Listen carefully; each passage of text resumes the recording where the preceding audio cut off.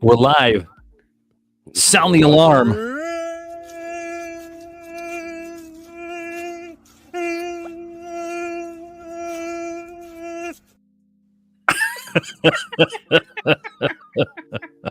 How'd you get a video of my brother? Anyway, And that was you whenever you shaved.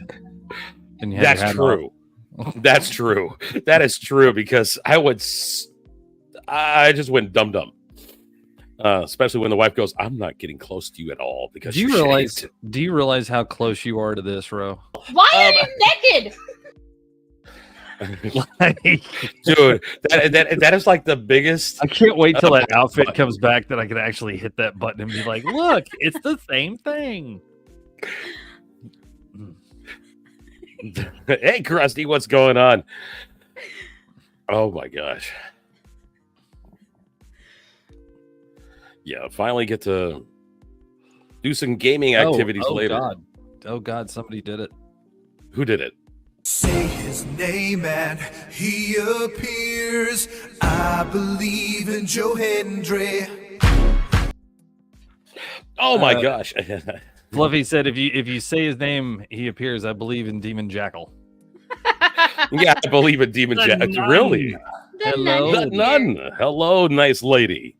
Oh, hey Bones, do you have a confession to make? Do you have any confessions? Sure. I'm not a smart man. I'm a moron. I don't think that counts as a sin. No, that's not a sin. No, it's not. Jesus Christ. Hey, I do have something to confess to you, Pit Boss. Shut up, Meg.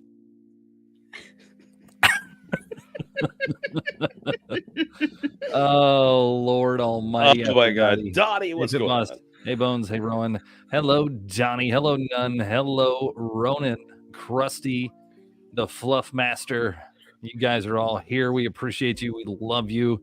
And I don't know what we got going on the TikTok side of things, but Well, we got Jason over here. We got Jackal as always. Jackal's over here right now. no, we he got is.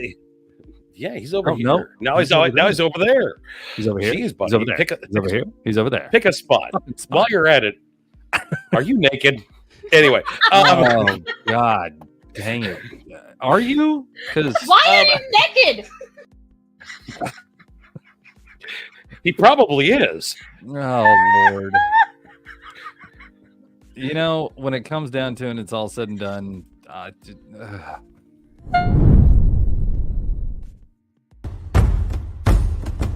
Raise your horns into the air. There is plenty here to share. All are welcome. Take a chair and sing a song loud and strong.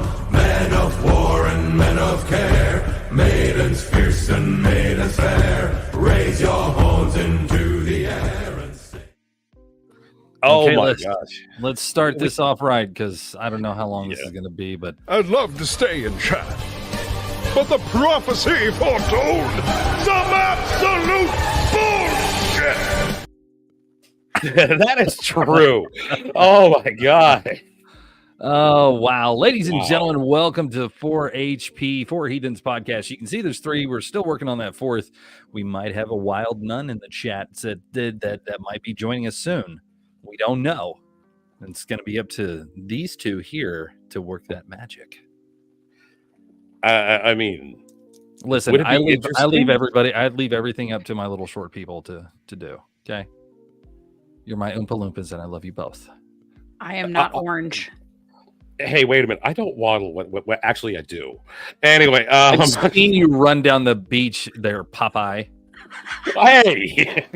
Jesus Christ! Looks like both your calves got stung by bees. Oh my God. That's the only part of you that's allergic. Yeah, I do have some monstrous calves. Some monstrous calves. You could deadlift a semi truck. Well, I think that's why you don't have a neck, is because you did deadlift a semi truck. You slipped and it fell down. Just kind oh, of. thanks. I almost spit tea Here, I'll be everywhere. you. You be me. Rowan. Come on. Don't you huck to a me. You know the funny part? Me and Ro are gonna start a GoFundMe for Pit Boss. What? Okay, we're gonna to send him to one of those chiropractors that does like the neck popping Neck thing where they stretching. pull, and then Pit Boss is gonna come back and be like, "Hey guys, He's gonna be a giraffe. Jeez. look what I found." It's all crinkled down. Did your wife have to wash your folds like you're a bulldog? Just right there. No, she used a pressure washer. She used a pressure washer. Jesus. She uses a pressure washer. She just ropes me to the tree and starts spraying. On the no neck radio tattoo.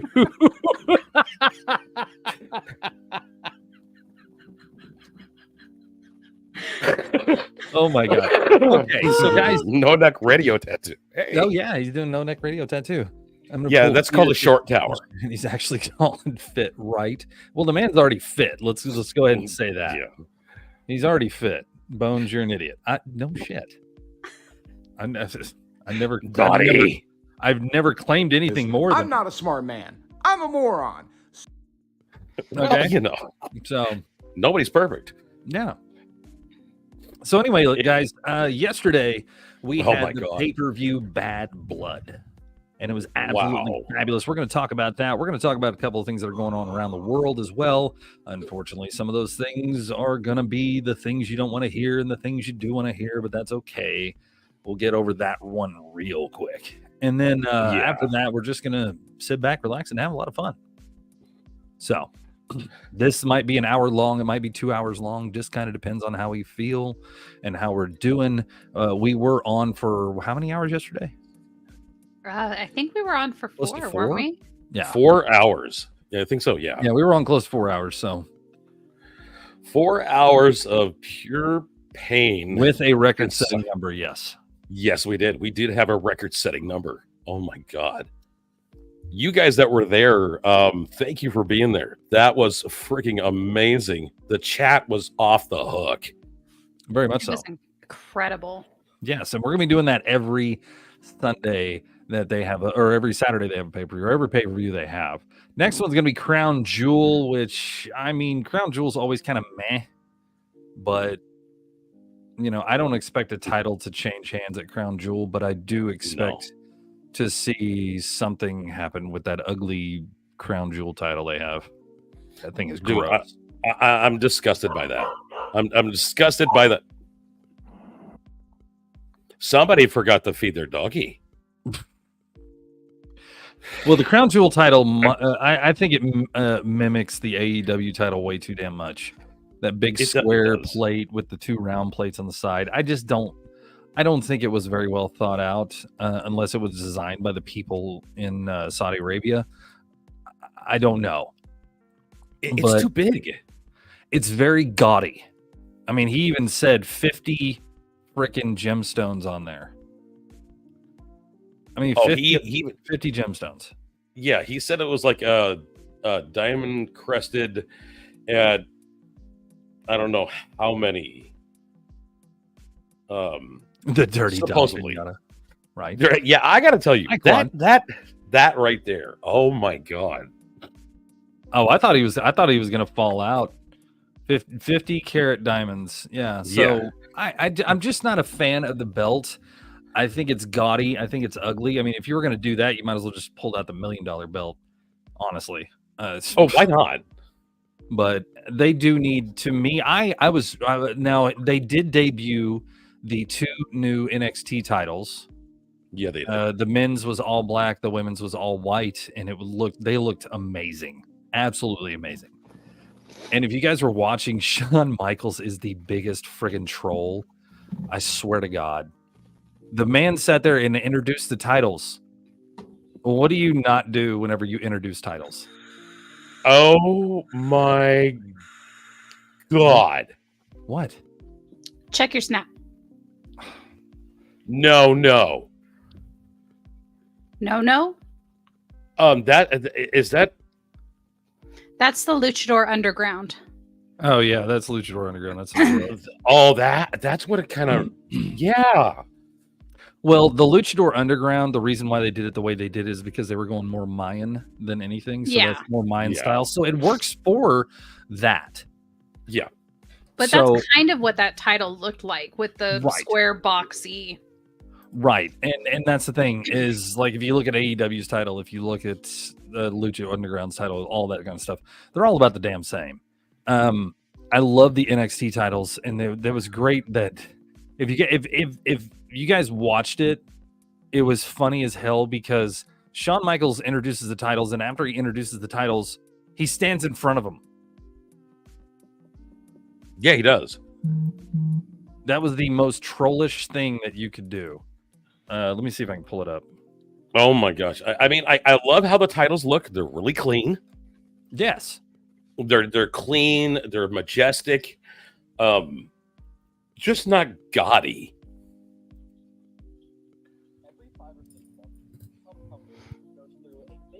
Let's go. Okay. No, let's not do that.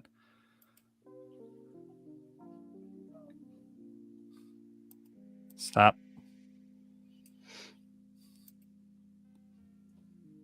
The ECW. Check this out. This was hilarious because if anybody knows who Shawn Michaels is, if anybody knows anything about Shawn Michaels, the dude is the best little troll out there. I don't know if it was intentional or unintentional, but this man did this, and it was great. I'm going to kind of fast forward it a little bit. On a new network, we'll make history.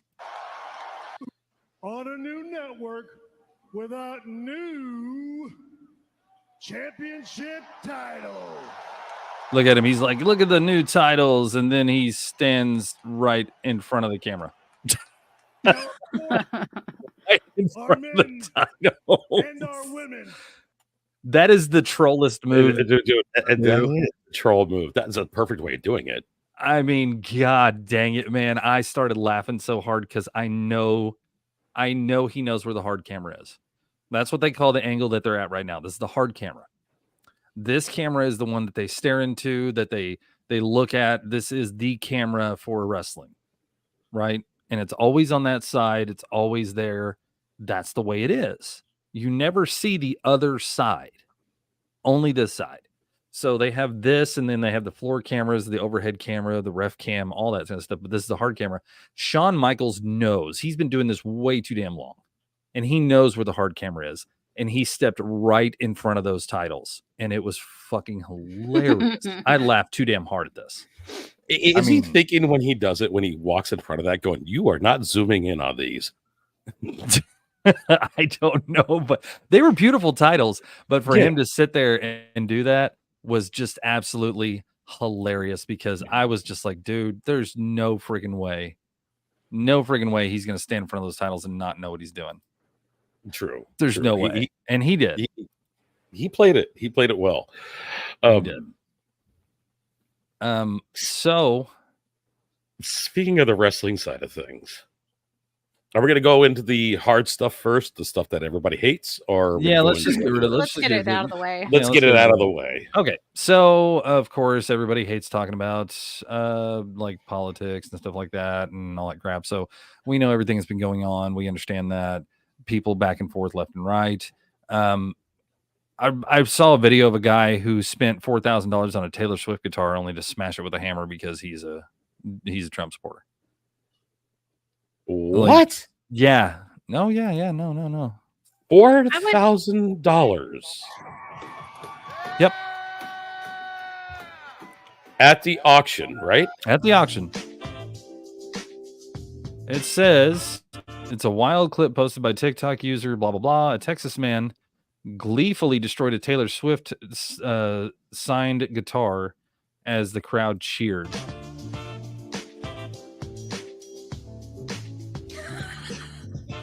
This is seconds after he won the $3,200 instrument that at an auction for the Elvis County Wild Game dinner outside Dallas.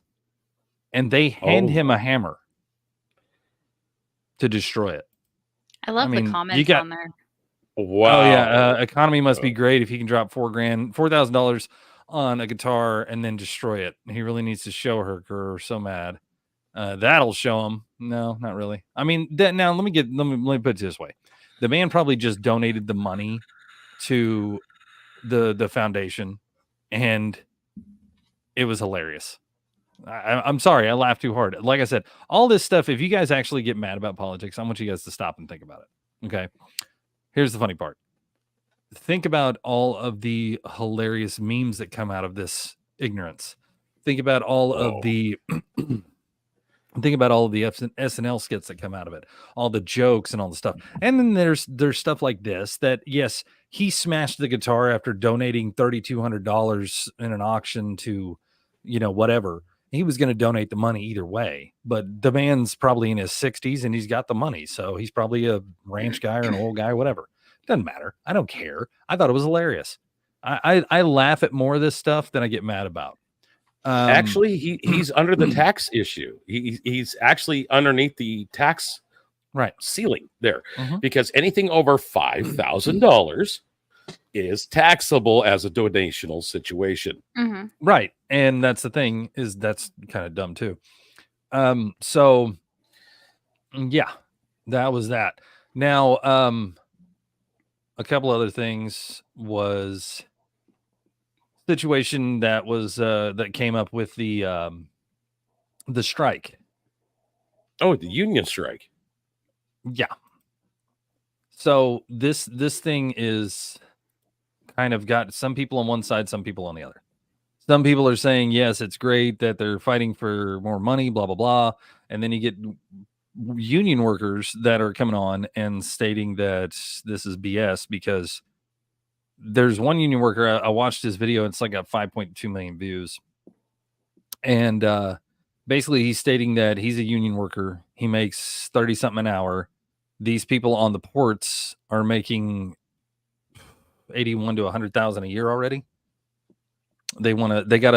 So far they've won like a 66% increase in their money over the span of like 6 years, I think. And the thing is, he said by the time it's all said and done, somebody could walk off the street, start as one of these laborers at the port, and be making anywhere from 100 to 120 an hour. You have to take care of the employees you already have first. Well, let's talk about that. The gentleman that is the president of this thing he's a millionaire. He loves to drive around his Bentley. He's got more yachts than Elon Musk. The guy's he's got a lot of money. And yet he's fighting for more money for his people. It's like, you're taking a lot, homie. I think he makes like 900,000 a year. Jeez. And I'm just over here going, yeah, okay. You're just showing me exactly what you guys are there for. No, I'm going to play a little bit of a devil's advocate here. I mean, yes, unions are a good thing, especially when it comes down to schools, when it comes down to, AKA the warehouse job. The guys that are literally killing themselves at $17 an hour. Right. 17 people. And they're working in giant warehouses, forklifts, and everything else under chemicals and all this kind of stuff. Where's the life in that? Bro, I make $18 an hour and I'm a maintenance worker. Yeah. I'd go every day. I could get so many different kind of things that could happen to me dealing with all the stuff I do. I can get shocked. I can get stabbed. I can get infected with so many different things, dealing with sicknesses, dealing with all different kinds of stuff. And I make 18 an hour. I would love for somebody to unionize my shit so I could get more money. Well, when it comes down to it, and it's all said and done, I'm supposed to be a jack of all trades. I'm supposed to be a plumber, an electrician, a carpenter, a landscaper, a trash picker upper, fucking everything. I'm supposed to be all these different things rolled into one with no certifications. None of it is certified. I'm just there to maintain. I am maintenance. But yet I do more than just maintain. Yeah. And I get paid 18 an hour. Now I can go be I could be a sheetrock guy and make 20 an hour. I could be a plumber and make 35 an hour. I could be an electrician, make 35, 40 an hour. But I have to go through my journeymans, and I'm just too damn old for that bullshit. Yeah, and that's kind of where they save themselves by saying that you're a maintenance technician, because they've kind of umbrellified it so that you don't have to have the journeyman status for all of these other things. Right.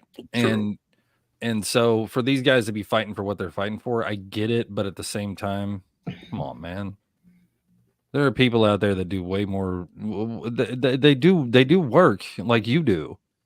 I'm not going to say it's harder, and I'm not going to say it's less dangerous, but we do work like you do, and we're not getting all that kind of money. So, just the insurance alone. Have you seen some of these insurance policies that they have for union workers? Yeah. I mean, oh yeah. Oh my God. It covers everything. Right. And that's just, it's one of those things. I want to sit there and congratulate the guys for doing what they got to do to make a living and stuff like that. But God damn, if your living is literally like, if your living is based off of, you know, what you make and everything like that, these people are living way beyond their means if they're fighting for that much more money. Because I know if I had a job like that and I'm living in the place I'm living in now, I would be happy because I'm saving a buttload of money. Good on you. So, yeah, I mean, I can't take a guy seriously. I cannot take a man seriously. The president of that union, I cannot take him seriously if he's wearing a big ass gold necklace sitting there talking about our guys aren't making enough money. Really, that 24 karat gold necklace you got around there, your neck could probably pay for a couple of bonuses, homie. Well, that's like what was it? Metallica. All right, let's just throw that out there. Metallica, the band that used to be Damn the Man, was now The Man, complaining that, oh, I can't fill up my second pool that I have at my third castle that I have. Right. Because I don't have enough money. Right. It's not my fault you overspent. Right. And you weren't thinking smart. Right. And there's a lot of people going like back and forth with this. There's one scene of him. He's out there and he's got a gold chain on, and another one where he's got a gold chain with a medallion, and he's over there saying, oh yeah, I'm fighting for all these guys. I had to fight for a 6% increase for my 10 union workers. Fight. They got a 66%. They got a 66% increase. You got a 6%. With a 0.47 on our COLA. Really? Yeah. Like, wow. Does this guy look like he's a hardworking sumbitch? Oh God. No, he looks like he's got like a couple of cars that, you know, I would love got that nice gold chain on there. He got them nice glasses on, all clean shaven, well kept. Yeah, no, that's not a hard worker in my opinion. I think the guy's a jackass, but that's me.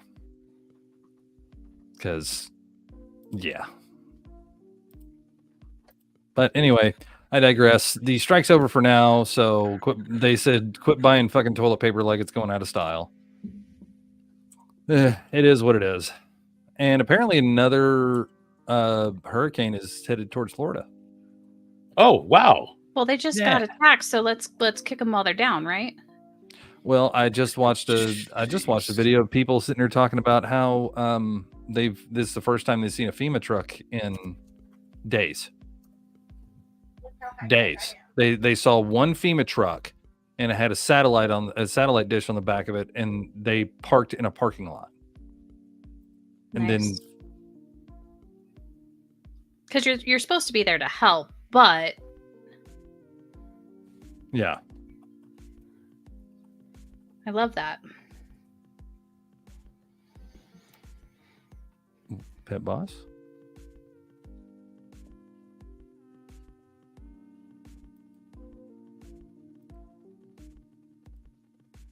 Here, let's see if he'll.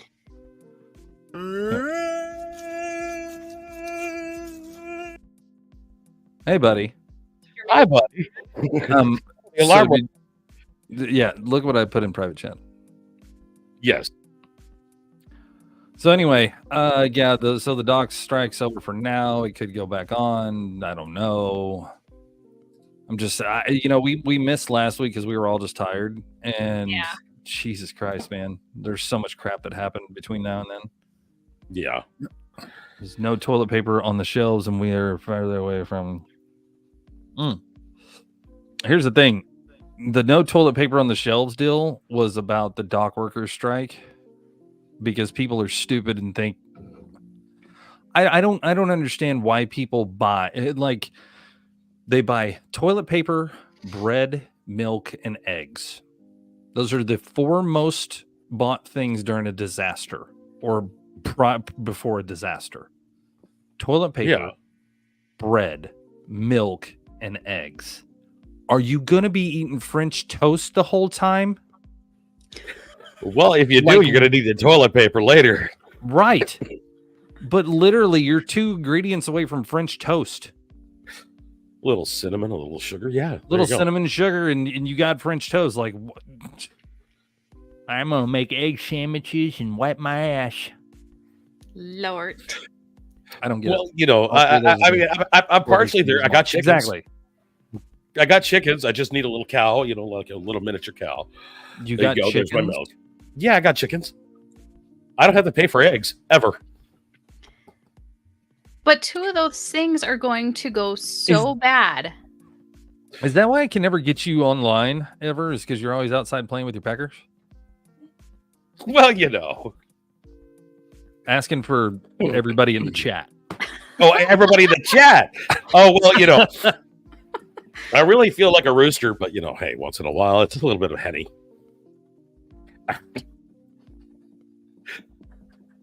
Anyways. So there was a gentleman that kind of summed up everything work-wise for me and for everybody else. And I want you guys to kind of sit back and relax. He did this song. It was great. You guys are going to love it. It makes a lot. It makes a lot of sense. No, this is not a scary video. What up? My name's Kipling, and this song is called I Hate My Job and I Want to Leave, but I'm scared of change and need to pay rent.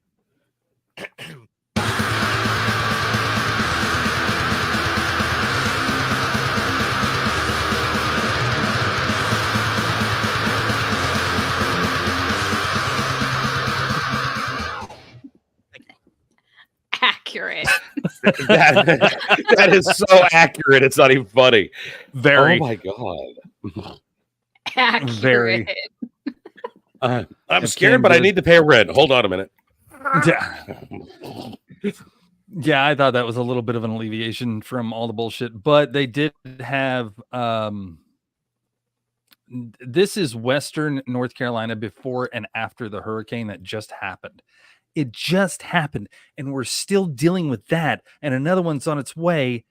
And I'm over here going, okay, so we can't get aid to our own people. We can give aid to everywhere around the world, and this is what it looks like. Now this is aerial footage of North Carolina. Let me remember half the woe I've seen and heard and felt below. Do you see that? Let's go back. Look at this. This was a whole river. This is ground.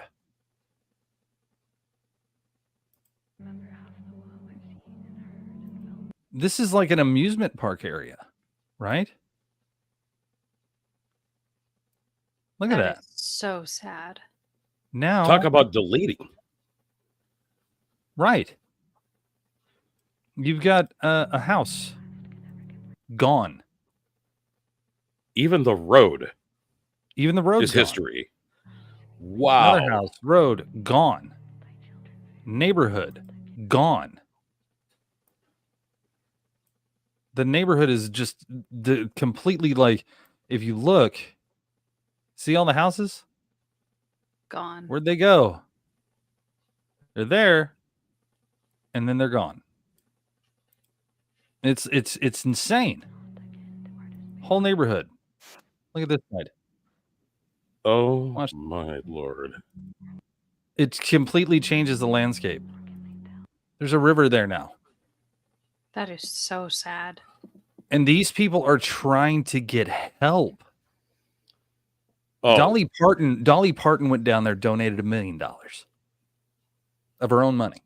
She's just like, I'm gonna start this off. I'm gonna donate $1 million of my own money. She went down there. Trump has gone down there twice. He got them Starlink by talking to Elon Musk.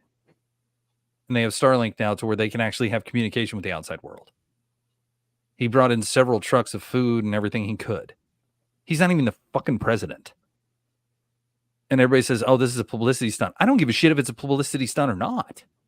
we I got don't people care. that He's have given problems. Exactly. He's giving them food. He's giving them water. Who gives a shit if it's a publicity stunt? Honestly, I don't care. Let the man have the publicity stunt. Who gives a shit? He's giving stuff to people. That's great. But it's continuing on. Did you guys hear about Sam's Club? No. No. The story that's at Sam's Club. All right, here we go. A manager of Sam's Club outside of the area, a person went in there, bought a bunch of water, bunch of water for Sam's Club. The manager found out that person was going to take that water into these areas to help out people. Right. The manager blocked the items leaving the store, even though they were already paid for. Mhm. They were legally owned by the person, not the store anymore, because money's already been transferred. Yeah. They blocked the water from leaving. Yeah, That's this is why ridiculous. this is why if I'm doing any kind of disaster relief stuff, I'm carrying my gun with me. Mm-hmm. I'm not lying. I will carry my pew pew everywhere I go. Oh, Because if I buy that here's a water story. and you stop me from walking out with it, Mhm.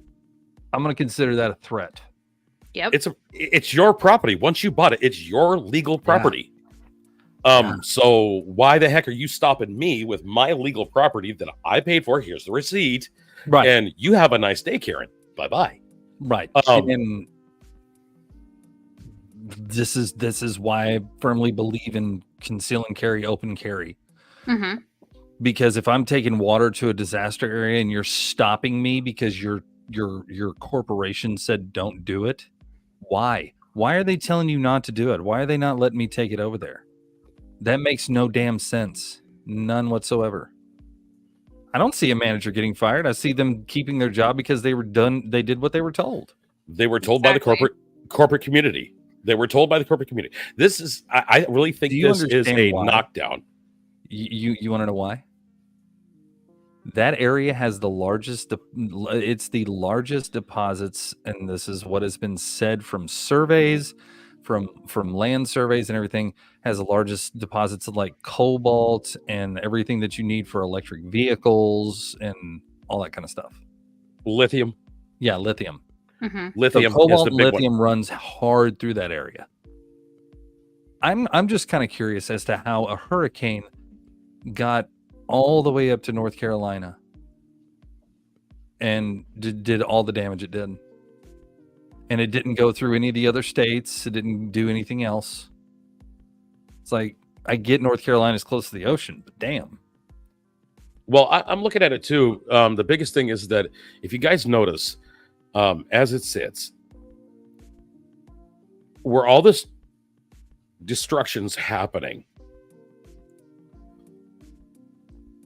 why is it the people that are, let's put it this way, live out in the sticks? Okay, it takes a mile to go see your neighbor. It takes, your next trailer park is right next to you. The people that are under poverty, I mean, just barely floating, they are getting smacked hard. There was a dam that busted in that area. Oh, no way. How did the dam break? I know it wasn't from torrential rainfall or the hurricane. The thing's been through so many different rainfalls and everything else. So, I mean, it's just a friggin'. I get it. It sounds like a conspiracy theory, 100%. Not even gonna lie, it sounds like a conspiracy theory because of the way that you can see it, you can look at it, blah blah blah, whatever you want to say. It could be a conspiracy theory all day long, no doubt. Yeah, I could and say that 100% without breaking a sweat. That if I say anything about probably not being maintained very well, could be not being maintained very well, or there's ways to bust a dam out and make it look like an accident. The thing is, when it comes down to it and it's all said and done, whenever you have all these minerals in those mountains and those areas, that has never, let me say it one more fucking time for the people in the back, that has never seen a flood ever. None of these people have flood insurance. None of them. They have no flood insurance because a hurricane has never gotten near that place, has never done anything to that place. And then all of a sudden a dam breaks during a hurricane. They don't have flood insurance. You live next to a dam and you don't have flood insurance? I mean, I understand that, but at the same time, what the hell? Nobody has flood insurance out there, so nobody's going to be able to rebuild their homes. Yeah. Nobody will. Yeah. I mean, you have seen the I've actually looked at the FEMA contract. Mm-hmm.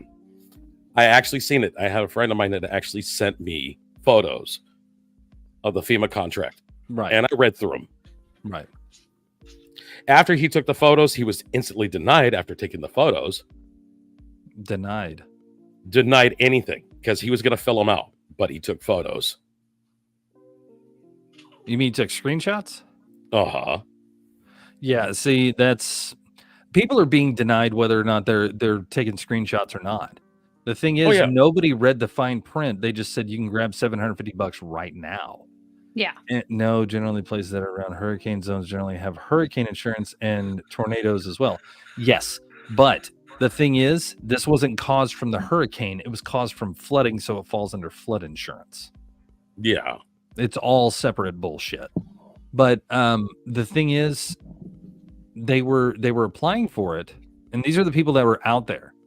When they finally got a point to where they could actually get online to apply for it, they sat there and denied them within 2 minutes. Now, whether or not it's a thing or not, I'm not going to say it is, and I'm not going to say it's not. But I'll be trying to get all the right. well, here's my thing. Denied in a disaster zone, bro. It's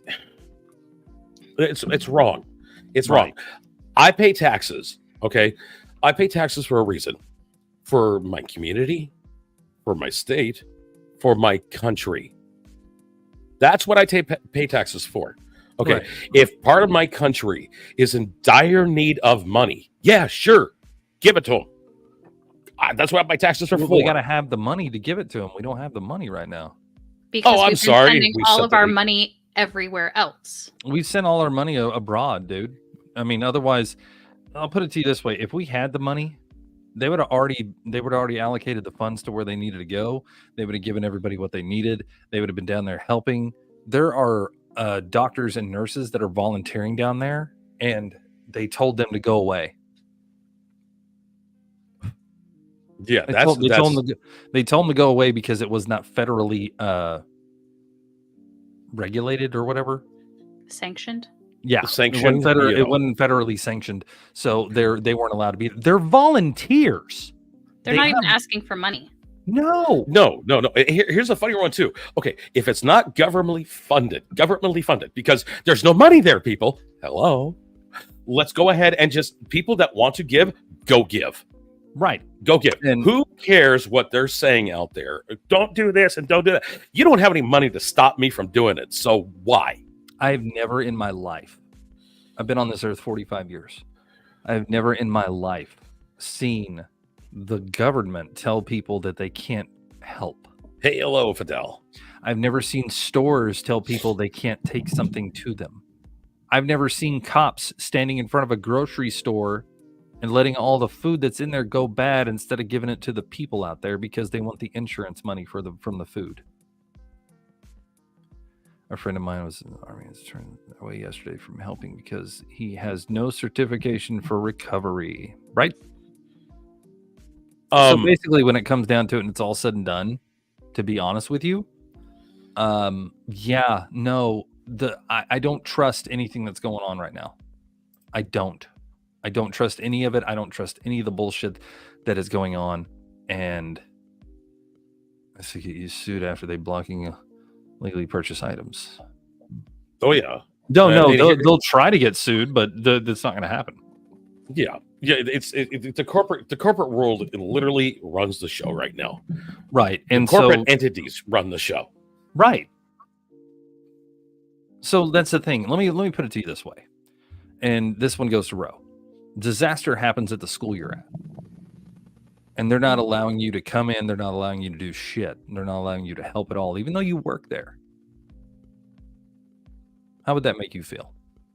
Like absolute shit. Those are my kids. That is my job to be there. Right. So what if one of your good friends who's a nurse comes in from out of state to try to help, and they won't allow her to help? Oh no, I'd sneak her. I'd have to. It's come to that point where people are going to have to go in on their own accord and do what they're going to do and risk getting arrested and stuff like that. But if you get arrested for going in and helping people, if that's really what you want to do, say there's 20 disabled vets that are there to help try to find people. These people are experts in finding things and finding people and stuff like that. They're retired military. They ain't got nothing better to do. And they say, hey, yeah, man, we got all our gear. We're good. We're stocked up. We'll even sign a waiver that states you guys aren't responsible for our lives. Yep. And they turn them away. They would turn them away. They won't do it. They won't do it, even though they're specialized in hunting things down, finding things that are lost, search and rescue, period. I mean, there's a lot of search and rescue dogs here in the state of Washington. Okay. You know how many of them right now are sitting at the airport saying, let's go? Right. But they can't. They can't. They're not allowed to. Oh, do they take me to jail? Right. Exactly. And take me to jail. That's the thing. To me, honestly, something else is going on. Because they don't want Trump there. They're bitching about him being there. They're saying it's a publicity stunt and it's a campaign thing. Blah, blah, blah, blah, blah. Okay. So Trump got there way before Kamala, way before Joe, before anybody else. These people have said that they have not seen FEMA there but once. And FEMA is supposed to be the people that actually help during natural disasters. There were more FEMA. Yeah, oh, absolutely, Nick. Yeah. There were more FEMA trucks going to Louisiana and stuff like that.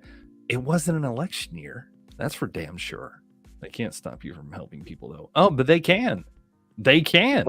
Yeah, I'll get thrown into prison. Here's the thing, and I'm going to tell you the legal way they can do this. They can literally cordon off the entire area and say that number one, if you don't live there, you can't go because you're going to be there to go. Has no money. Oh, they probably don't. But number one, you can't go there. And Claude, I'm gonna add to that real quick. But you can't go there because they're afraid you're gonna loot. You're there to loot and rob and take everything out. Number two, you cannot enter the area because you just don't live there. It's none of your business. Even though you're an American, even though it's in your country, it's not in your state. So you can't go in. You run the risk of getting lost or hurt, and you're taking resources from the people that actually need it, but they're not getting it. Yep. Okay. I'm gonna throw this out there because that's how they can legally keep you out. Mm-hmm. I'm gonna love doing this because hey, I'm gonna play the little bit of fun here. What if the government's trying to hide something that's been damaged in that area that they're trying to not let people see? Going the devil's advocate route, huh? You know, maybe chemicals, a biological thing, a new weapon of some type. Right, Nick. It might be. You don't know. That's what they're going to use. You have no idea what's going on over there because they will not allow them in. They'll allow aerial shots. They'll allow the news to come in. They'll only air what they want to air. But now that they have that Starlink going on through there, now people are actually getting videos out saying, hey, man, we haven't seen this. We haven't seen that and this, that, and the other. I mean, there could be a missile silo they don't want people to know about. Yeah. Krusty, I'm with you on that one. None. I'm sure Yes, there's, most I'm definitely. sure there's You can one or two in every state. I mean, at minimum, guaranteed. So Guaranteed. None. I could see them doing that. I could see them doing that. But to go back to what Claude said, rumor has it FEMA has no money. Here's the thing: when they were applying for that $750 amount that they were trying to hand everybody, if you read the fine print, it's not just a here's the money, we hope you're okay. It's here's the money, it's a loan, you're gonna have to pay it back after this. And I think it said within 30 days. Yes, it is $750 within 30 days. Your job's gone, your house is gone, everything you own is gone. It's all gone. And you want me to go ahead and go, well, I'm going to take this money, I'm going to buy what I can now, then I guess in 30 days I'm going to jail. Because they can literally hold that against the lien against your land and everything else because it is a federal loan. Yeah. Yeah. They could take everything all the way up to and not excluding your home. Or anything else that you have that's of value.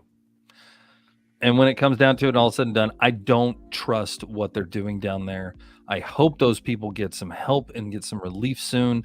If I could, and if I had the time and if I had the money, God, there's times like this where I wish I was a millionaire. I wish I was a billionaire. Because you know what? I would be driving semis up in that bitch. And when they try to stop me, I'd be like, cool, they're going to go ahead. You can arrest me. And let NASCAR did it. These guys are going to keep going. They're NASCAR did it. I'll do it. I'll take the heat for every one of these people. Because you know what? I got the money to buy lawyers. I got the money to fight this in court. I got the money to fight you for years. These people don't have shit and they need stuff. So let's go. Yeah. NASCAR did it. And here's the thing. NASCAR did this twice before. And I'll tell you a little history. Okay. The Great Drought, where all the beef and horses and stuff like that back in the South that were literally starved because there was no water, no nothing to help take care of the animals. Right. NASCAR took all of their trucks. And I mean, NASCAR, not just the individuals, but NASCAR itself said, all of us are doing this. They packed their trucks full of hay, water, everything, and drove in and did not care what the government was saying. They drove in, dropped it off, said, here you go. Take care of yourselves. And then got out. Right. Give a guess what NASCAR did again? Now. Right. They loaded up their trucks again, saying, we're going to do this again, and they ain't stopping us. Right, and that's what it takes. It literally takes companies, corporations, or even individuals standing up and saying, "Hey, look, we're not going to let this fly. We're not going to let this go." And it's stupid frustrating, man. I mean, it really is, because I have power, I have food, I have water, I have everything I need right now. Even though I struggle day to day, I still have everything I need.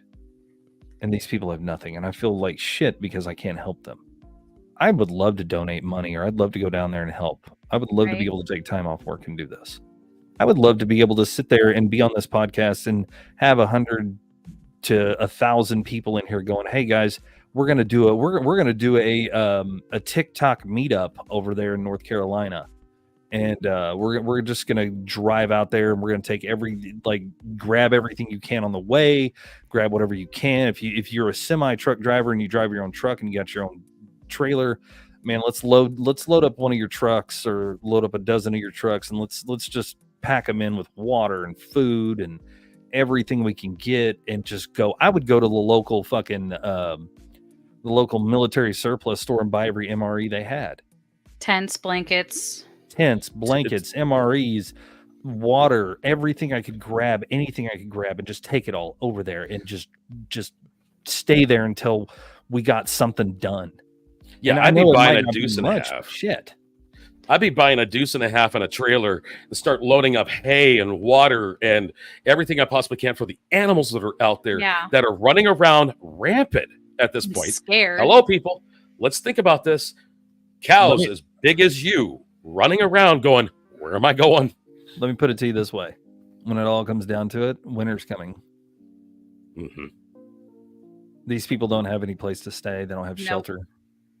And winter is going to be here, and it's going to absolutely decimate the area because they don't have shelter and they don't have basic needs. So the government wants people to live like they are in a third world country while they sit back in their nice, cushy houses and $100K car. Yeah, no, 100%. Yeah. Some people don't realize that the Red Cross is government related too. Absolutely. Yes, most they are. any of those rescue places are going to be government funded.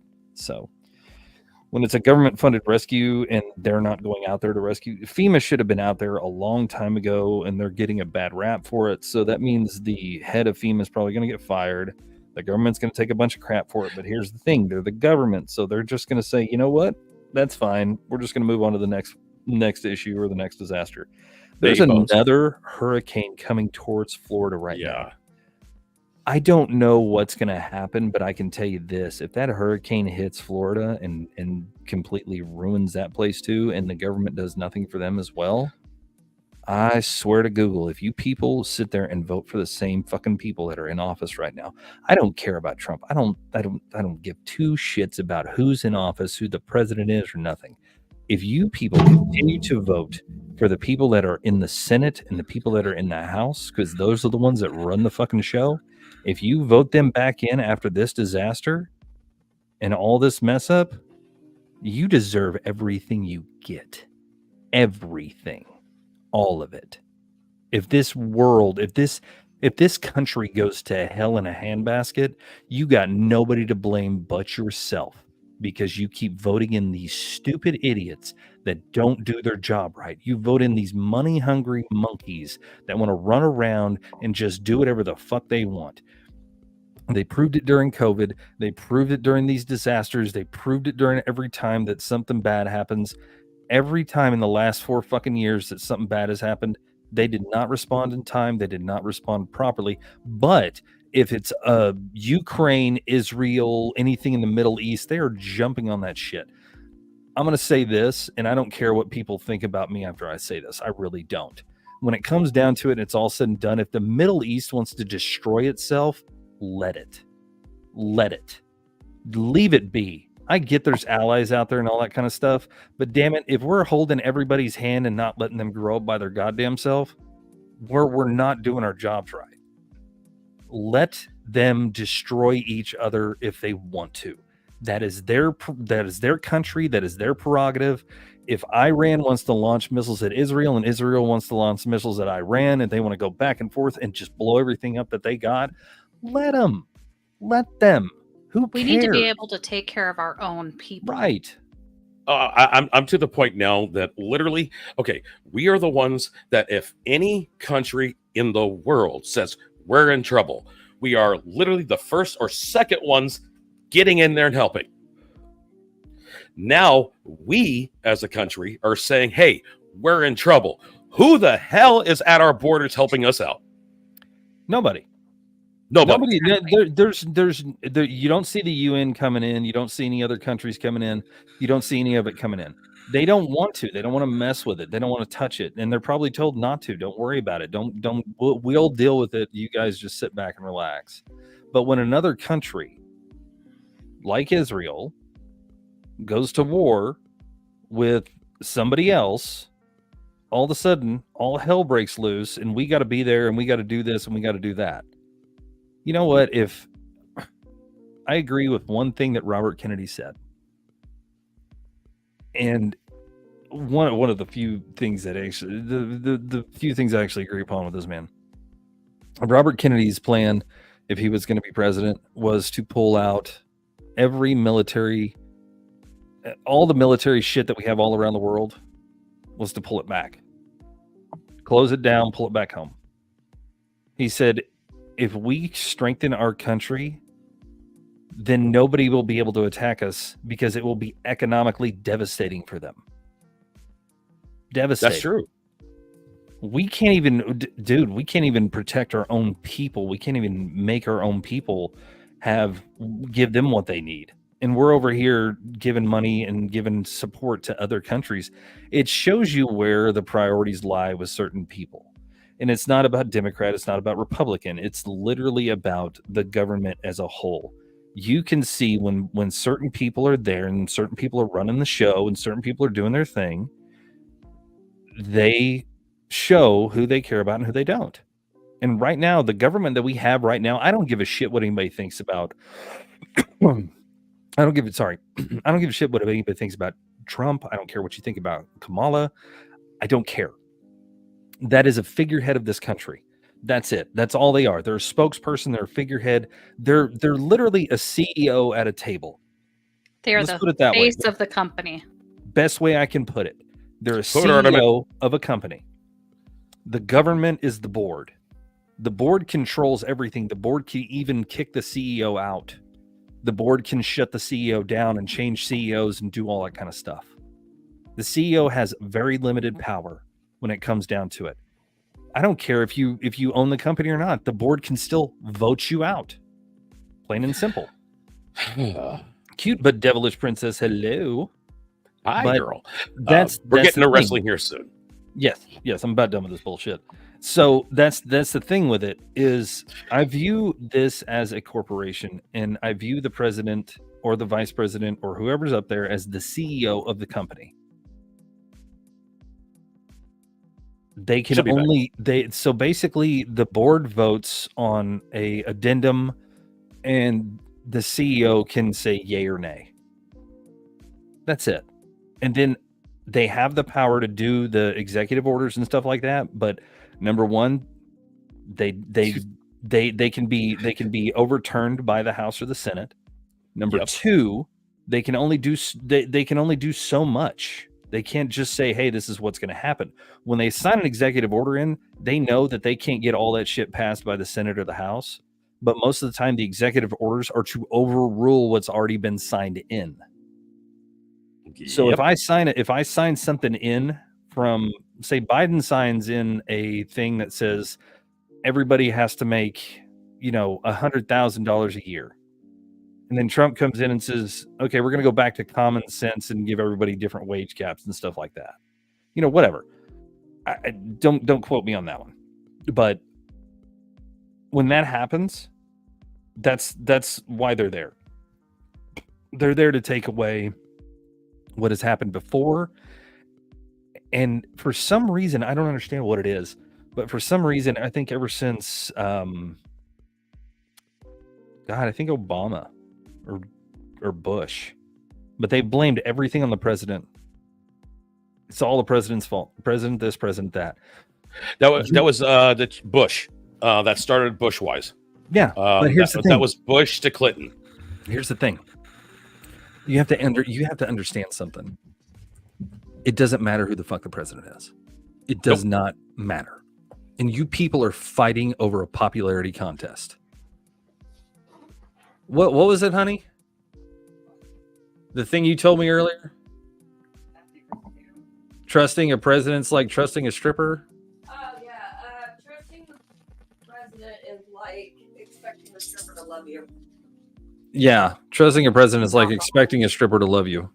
Honestly, when it comes down to it, and it's all said and done, they're there for the money. That's it. Trusting a politician is like trusting a stripper. Or it's like loving. Yeah, trusting a politician is like loving a stripper. It makes no sense because the stripper is just there to get your money. Yep. Same thing with the politician. They're just there to get your money. I trust nobody in political office. None whatsoever. You can't convince me. I look, I liked some of the things that Kennedy said, but I don't know if I would have voted for him or not. Because everybody says, oh yeah, you don't do this and you don't do that, and you're not supposed to be, talking about politics. I can talk about whatever the fuck I want. It's called the First Amendment, number one. Number two, you're the idiot over here arguing about who the better president is. You're dumb. You're all dumb. Stop like arguing American over Idol. something so stupid and so ignorant. I watch all these lives where people are sitting there. I'm voting for Kamala and not Trump, and try to prove me wrong or tell me why you're voting for this person or that person. So they're this is the beauty of it. The beauty of it, and I love it, and I hate at the same time that people do this. They troll the shit out of people. They get them in there, and then after they get them in there, they sit there and they say, "Okay, tell me who you're voting for. I'm voting for Trump. Why are you voting for Trump? Oh, because of this, that, or the other. Okay, bye." Mm-hmm. And they just kick him out. And I'm just like, dude, that's the trollest thing ever. But they're getting views, they're getting gifts, they're getting attention. Yeah, exactly. And people are stupid enough to get on there and argue over, well, I'm voting for Trump because of this, or I'm voting for Kamala Harris because of this. Who gives a shit? They're lying to you. They're lying to you. Let me say it one more time, just a little bit closer as I caress this mic. They're fucking lying to you. Why are you trusting people that are liars? Seriously. Why? I don't mean to laugh, but that was... Why? Why are you trusting people that are lying to you 24/7? I don't care what Trump says. I don't care what Kamala says. I don't care what Biden says. I don't care what Bush says. I don't care what Clinton says. I don't care what any of them say. When it comes down to it, it's all said and done. They are lying to you. Hey guys, I just found out something. Fine Mikes is going for the presidency. I'm voting for Fine Mikes. Let me go ahead and scroll up to it. Shut up, Meg. Oh, jeez. So anyway, that's enough of that because I'm getting all worked up about it and I don't care. Cool beans. Let's move on to our next subject. That was oddly serious yet sexual at the same time. That's why I was laughing. Well, that's the thing, though. Is I gotta alleviate it somehow. And the only thing I like about politics is the fact that SNL is going to come out with some really fucking funny skits. People are going to come out with really good jokes as comedians, and people are going to come out with memes and stuff like that. I think it's funny. I love the dark humor. But when it comes down to it, if you people are trusting any of these people in a suit to do what they say they're going to do or do anything for you, I'm sorry. I'm going to go ahead and say it. And if I lose you as a follower, I don't care. You're a fucking idiot. So there you go. Well, for all the TikTokers right now that are chatting away, hey guys, how are you guys doing? While I'm at it, since Bones is here and how he's going. Did you hear the wife? No, What's I that? missed it. Let me say it because the way you said it, it's probably not going to be. She said, I'm going to bring up the biggest oxymoron there is. We're calling the same person that said grab him by the hoo-ha is now they're calling him the savior. Oh my God. Did we forget that he said that years ago?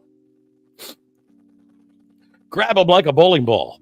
Anyway, you can quote me on seriously, did we forget that he said that years ago? Yeah, he and did now say all of a that. sudden he's the savior of the Christian country, blah blah blah.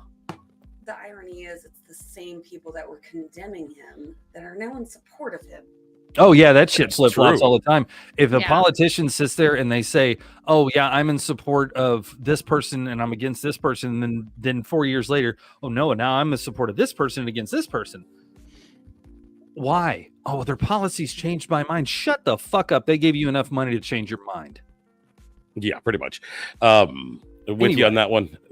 But really quickly for the TikTok people, when Bones gets into these, all I can say is, Daddy's home for me. All I can say is, I'm not a smart man. I'm a moron.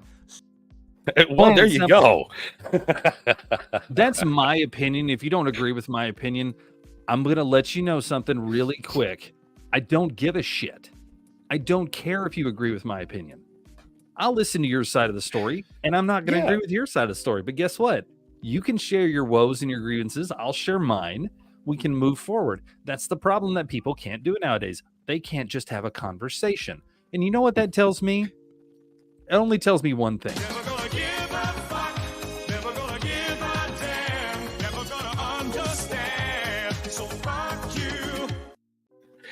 Plain and simple. With you on that one. Plain and simple. So now we're gonna move on to what we did last night. What did we do last night, Ro? We had fun.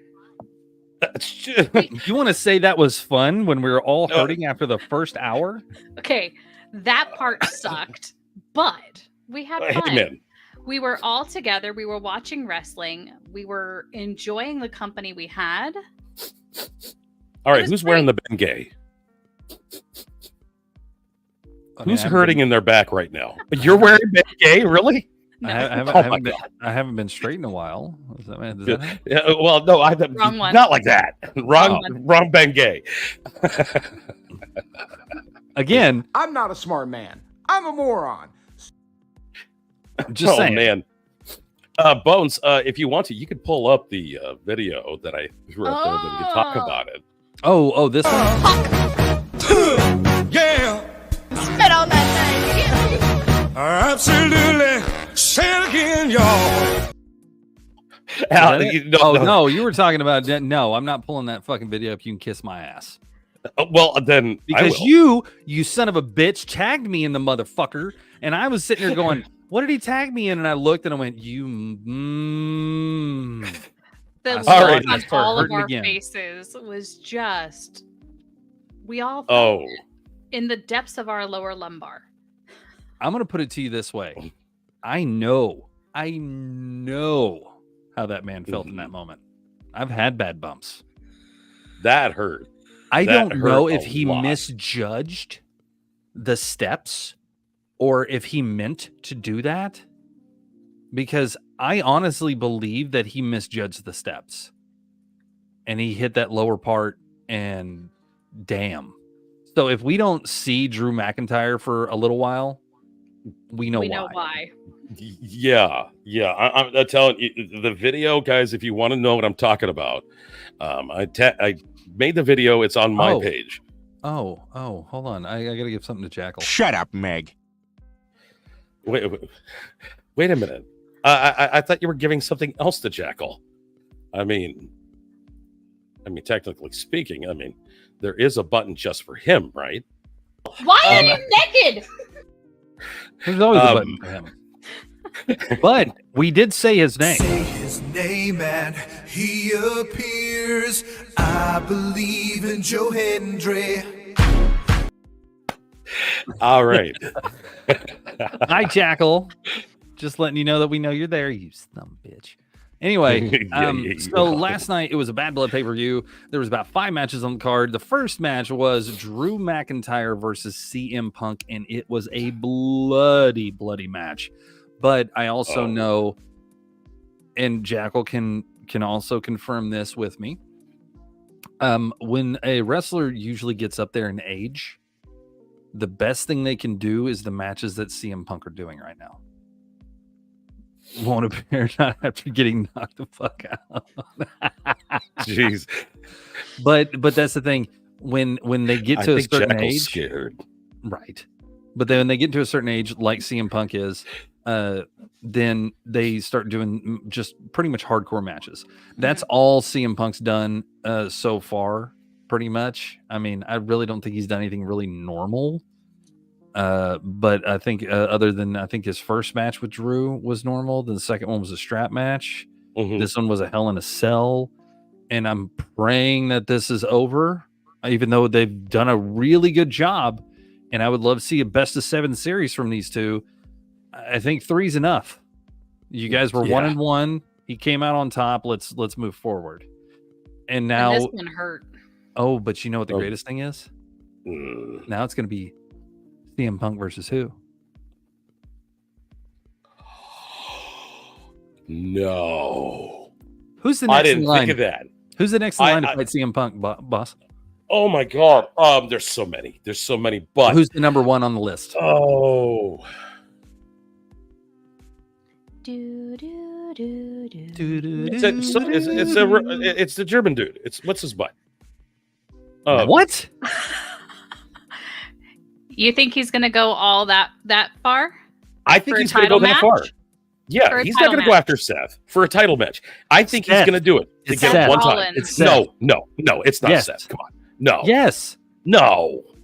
Do you remember the episode where it was Rollins, or it was CM Punk, Brock Lesnar? No, Jack. No. Hell no. No. Oh, not Brock Lesnar. Let's just feed him to Brock Lesnar, and that'll be a fucking match. Annihilated. Right. Why I would love is this to guy see him gaming? get Brock up for the go to sleep. Let me tell you. Yeah, right. No, it was Drew McIntyre and CM Punk, and then Seth came out. And remember, Seth did referee that match between the two of them. Yeah. The very first one. Yes. And Seth got involved in a sense. So True. after that, Seth came out And when Seth came out, what happened to Seth? Oh my God. Yeah. Okay. He got tsunami'd 6 times. So now they had a reason to continue on with the Drew McIntyre CM Punk line and let them do their thing. Seth is going to, they should have had Seth and what's his name? I can't remember his name anyway. They should have had those two. They should have had those two go Bad Blood. We did a live of Bad Blood Sharks. Sharks for Life 19. We actually did a full live. It was epic of Bad Blood here on TikTok.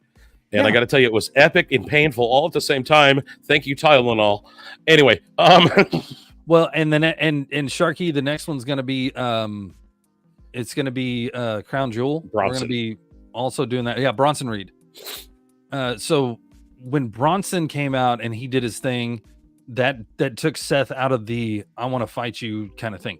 Now, me personally, honestly, I would have put Seth and Drew and CM Punk in the same ring together, had a 3-way in the Hell in the Cell match, and watch those two beat the shit out of Seth, and then beat the shit out of each other trying to beat the shit out of Seth, or beat out of CM Punk.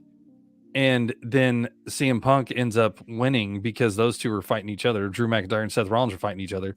And that would be great. That would have been great, but they didn't have anything to fight over, so there was no sense. Yeah. But the match they had was something else. It was a good match. Yeah, it'd be a 3-way. It would be a 3-way battle. But I can tell you who was the best in that match. That's not what he said. Reread that comment. Yeah, I'm trying not. No, that's fine. He can say that because I do. Why not? Anyway, but I got to say that the best person. Which end you want it in, Jackal, and I'll let you have it. Well, yeah. Here comes a tree. Anyway, I think I just lost my Daddy's husband. home again. Well, it feels like I'm going to be the angel on top of the tree here. I can tell you that much. Anyway,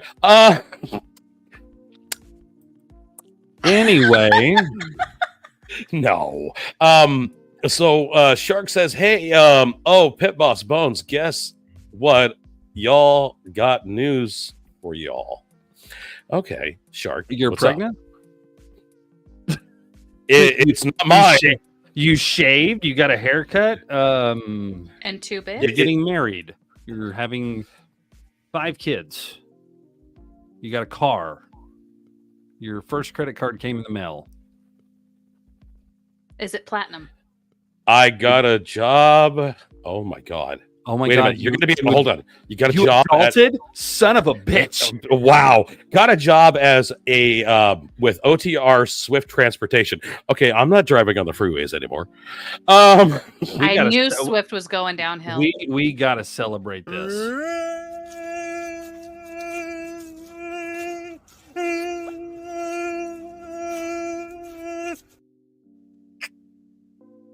Oh my God. Shut up, Meg. Congratulations, brother. I'm proud of you. Congratulations. OTR is really, really hard. Yeah. Yes. And that's awesome, dude. I'm proud of you. I'm going to give you shit either way. And you know why? Never gonna give a fuck. Never gonna give a damn. Never gonna understand. So fuck you. Well, the funnier part is he just got a CDL last Saturday. Oh. He just got his CDL. I'm staying off the freeway. I just felt my rear iris pucker and my testicles tighten. My taint remains unchanged. If I see a Swift truck from now on, you could put a coal in between my cheeks and make a diamond. Anyway. Yeah. God damn, son. Anyways, second match. In Cincinnati, in Northern Kentucky, when you say you want a 3-way, 4-way, or 5-way, they hand you you chili spaghetti with cheese, or cheese and onion and cheese and beans. Jesus Christ! Jeez Louise. Wait a minute. Hold on. Isn't there something awesome that you told me in the live? That's why he's King Fluffy's, because he's had so many 3, 4, and 5 ways. Well, hey, Fluffy's does have some good news. Bro, they when they said you're getting 5 guys, they didn't say you need to eat for 5 guys, okay? Oh, hey, get this. I wouldn't expect anything less from you two. Oh, jeez. You know I love you, man. Oh, Shark, you're awesome, man. Oh my God, you know we'd give you shit. 100%. Oh my Lord! Fluffy, on the other hand, I'll tell you right now, Fluffy is not so fluffy anymore. Hold on, wait, what? They got aluminum in them. He is down to 335.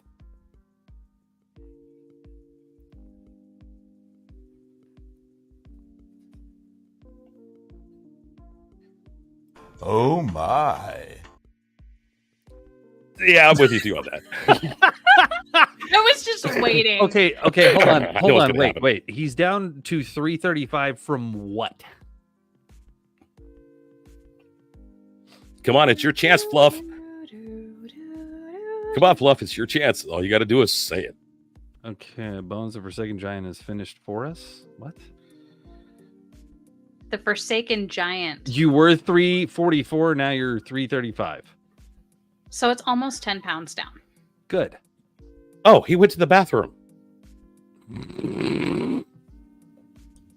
Sorry, Fluff, I had to do it. That door was wide open. I had to go through it. Goddamn right. Congratulations, Fluff. Hey, I want you to keep fighting, and I want you to keep going, keep brother. doing it. Baby steps. Really, your friend. Baby steps. Oh, so you two got it, and you didn't wait for me, you dick. Wait a minute. Hold on. No, it's a whole different story in a game we're playing. So. Okay. Anyway, so that was the first match. God damn, we got way off of that. Last year I was 426. See, now that right there, start with that. Jesus fucking Christ, man. You're almost 100 pounds down from what you were when you started. That's awesome. We're going to go again when you get on. Okay. But that was the first match. Second match was, I believe... Bailey. Yeah, the Bailey match. The congratulations, Nia Jackson Bailey match, which was, to say the least, anticlimactic. It was poorly done. Okay, I'm going to use the words that wrestlers hate to hear. Too many botches. There were a lot of points where some of the spots were a little bit off, shitty, and when it comes down to it, I just don't think that was a pay-per-view style worthy match. Now, don't get me wrong. Like I said, Nia Jax has come a long way from what she was, and I'm not talking about her size or anything like that, but her in-ring ability and her skill. She's come a long way from what she was, but she's still, in my opinion, as a champion, she is not pay-per-view worthy. As a challenger, she is. But not as a champion. Because every time that she's gone in and challenged for the belt on a pay-per-view, it's been a really good match.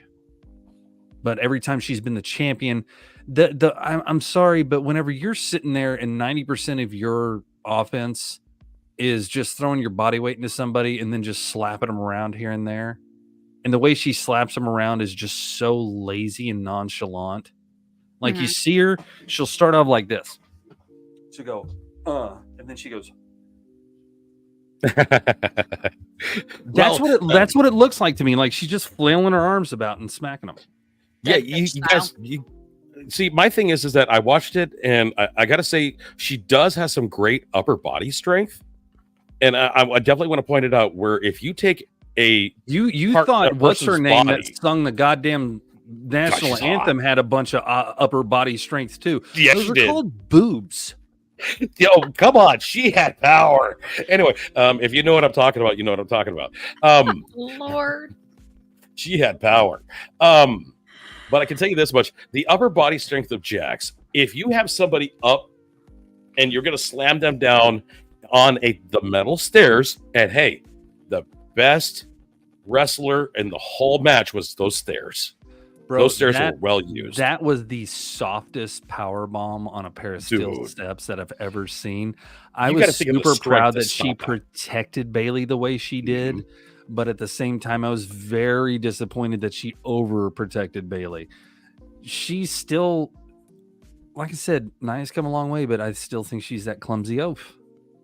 She does not come off to me. She protected Bailey a lot in that match, and I was proud of her for that. I really was. She's done more than what she's done in the past. But whenever she came down on that Annihilator, she definitely came down in the right way. My personal opinion is you really don't need to jump off the ropes to do that. Just sit down. There ain't nobody kicking out of that shit. Just lay on top of them. Dead weight. She should do. Ref? Oh, geez, the ref should have better insurance. Right. Oh my God. Well, what she should do is she should do Mark Henry slam, in my opinion. Mark Henry caught him like he's going to do a fall away slam, and he just did. It's called the World's Strongest Slam. He just grabbed him like this, lifted him up, and then went straight down. And it not only protects the wrestler, it protects everybody. And that's the thing. She's got the size for it. I would tell her straight up, stop doing the Annihilator. You're making fun of yourself, number one. Number two, if you want to look like a powerhouse, do a powerhouse move as your finisher. Mm-hmm. Not this big girl jumping off the fucking ropes bullshit. Demon, you want to answer that? What? Oh, over on TikTok side. Blue is asking some questions. We're all yeah. I'm not thinking that far out, really.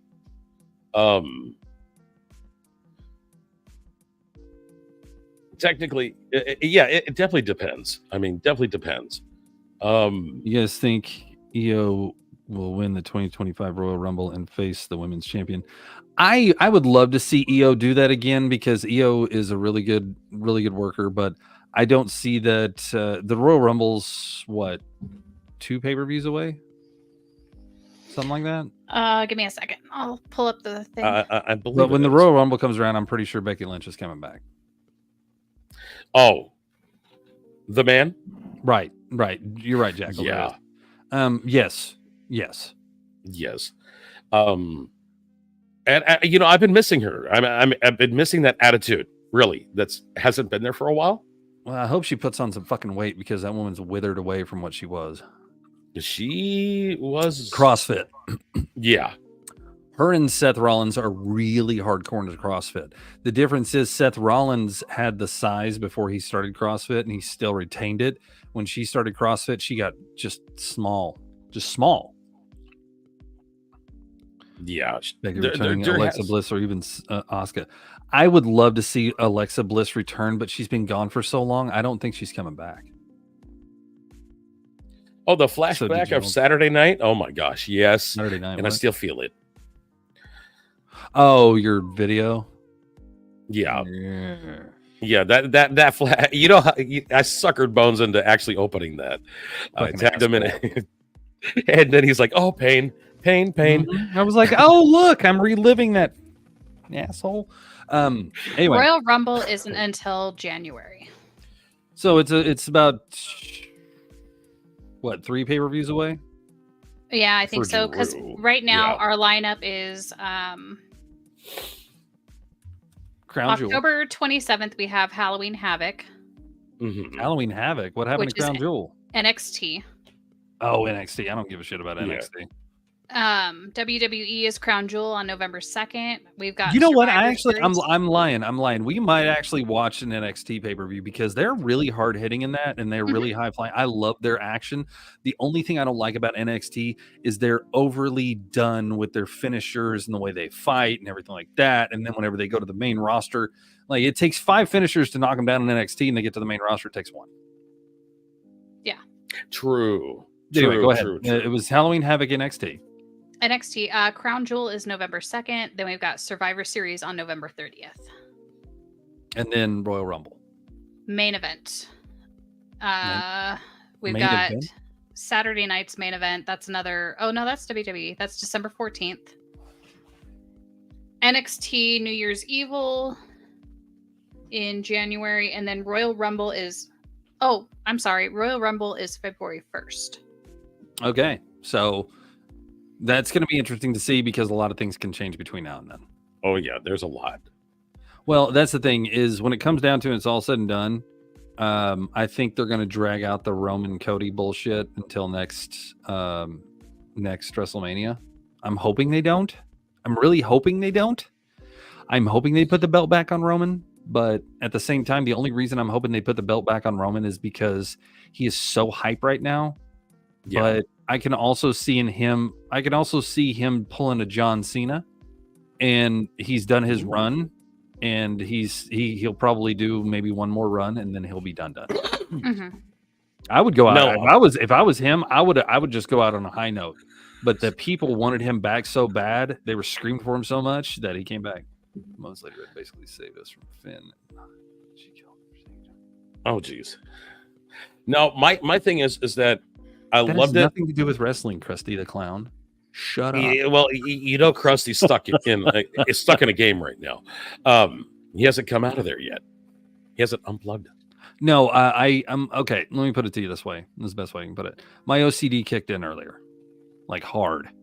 So I took my base, I moved it way the fuck away, and then I looked at it and I went, I don't like this, and I tore it all down, and I rebuilt this huge 5-story facility with an attached garage, and then I moved it back over where we were, and then I told him, I was like, yeah, this is your fault. You left me unsupervised.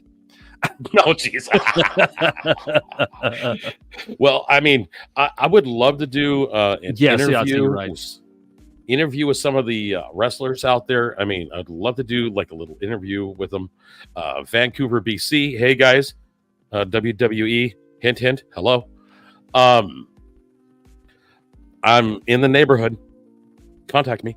But I would love to do an interview. Buell is right on that too, by the way. Yes. Love to do an interview with who? I mean, there's a couple of them.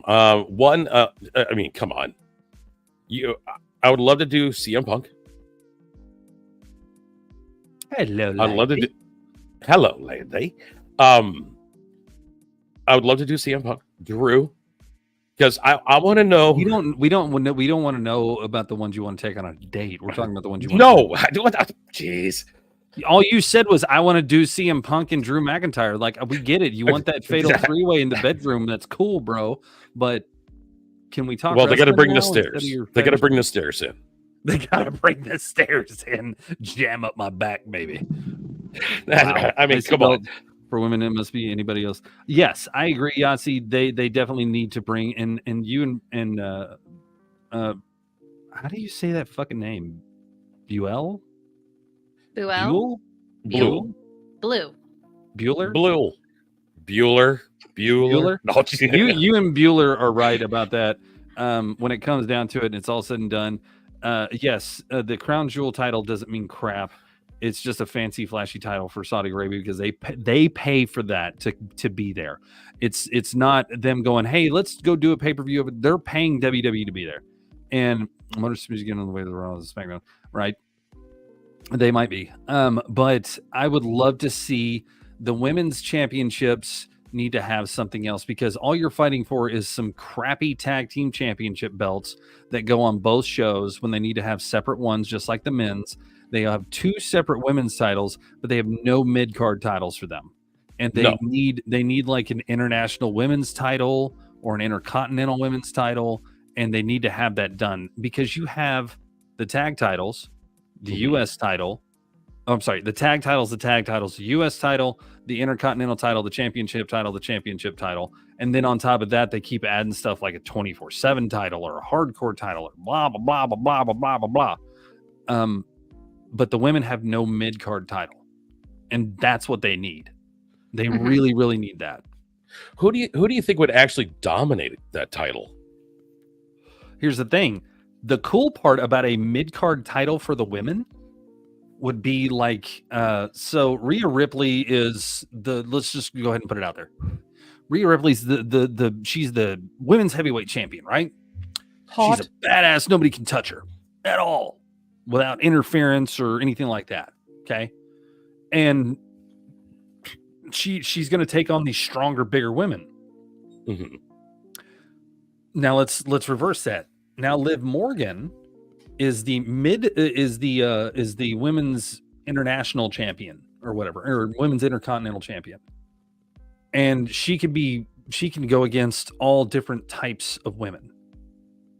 The problem that they have in the women's wrestling division is there's no equal one height. You got anywhere from Liv Morgan, Alexa Bliss, all the way up to Raquel Rodriguez, who is damn near 6'6" or whatever. And you got these 5 foot tall girls going against these really big girls. And I get it, but to me, I would say that the women need to be honored for all their hard work that they've put in throughout the years recently, especially. And I'm surprised Stephanie hasn't come up with this yet, but to have a mid-card title for the women.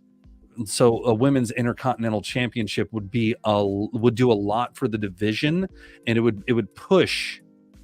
It's the same issue the cruiserweight division had, exactly, but it would push that division a little bit harder to have a mid-card title. Now you can have one mid-card title and just kind of have it go back and forth between the shows. But me personally, I would say that each show needs its own, like an international women's title and an intercontinental women's title, and do it that way, something like that, or even a women's US title, something. True.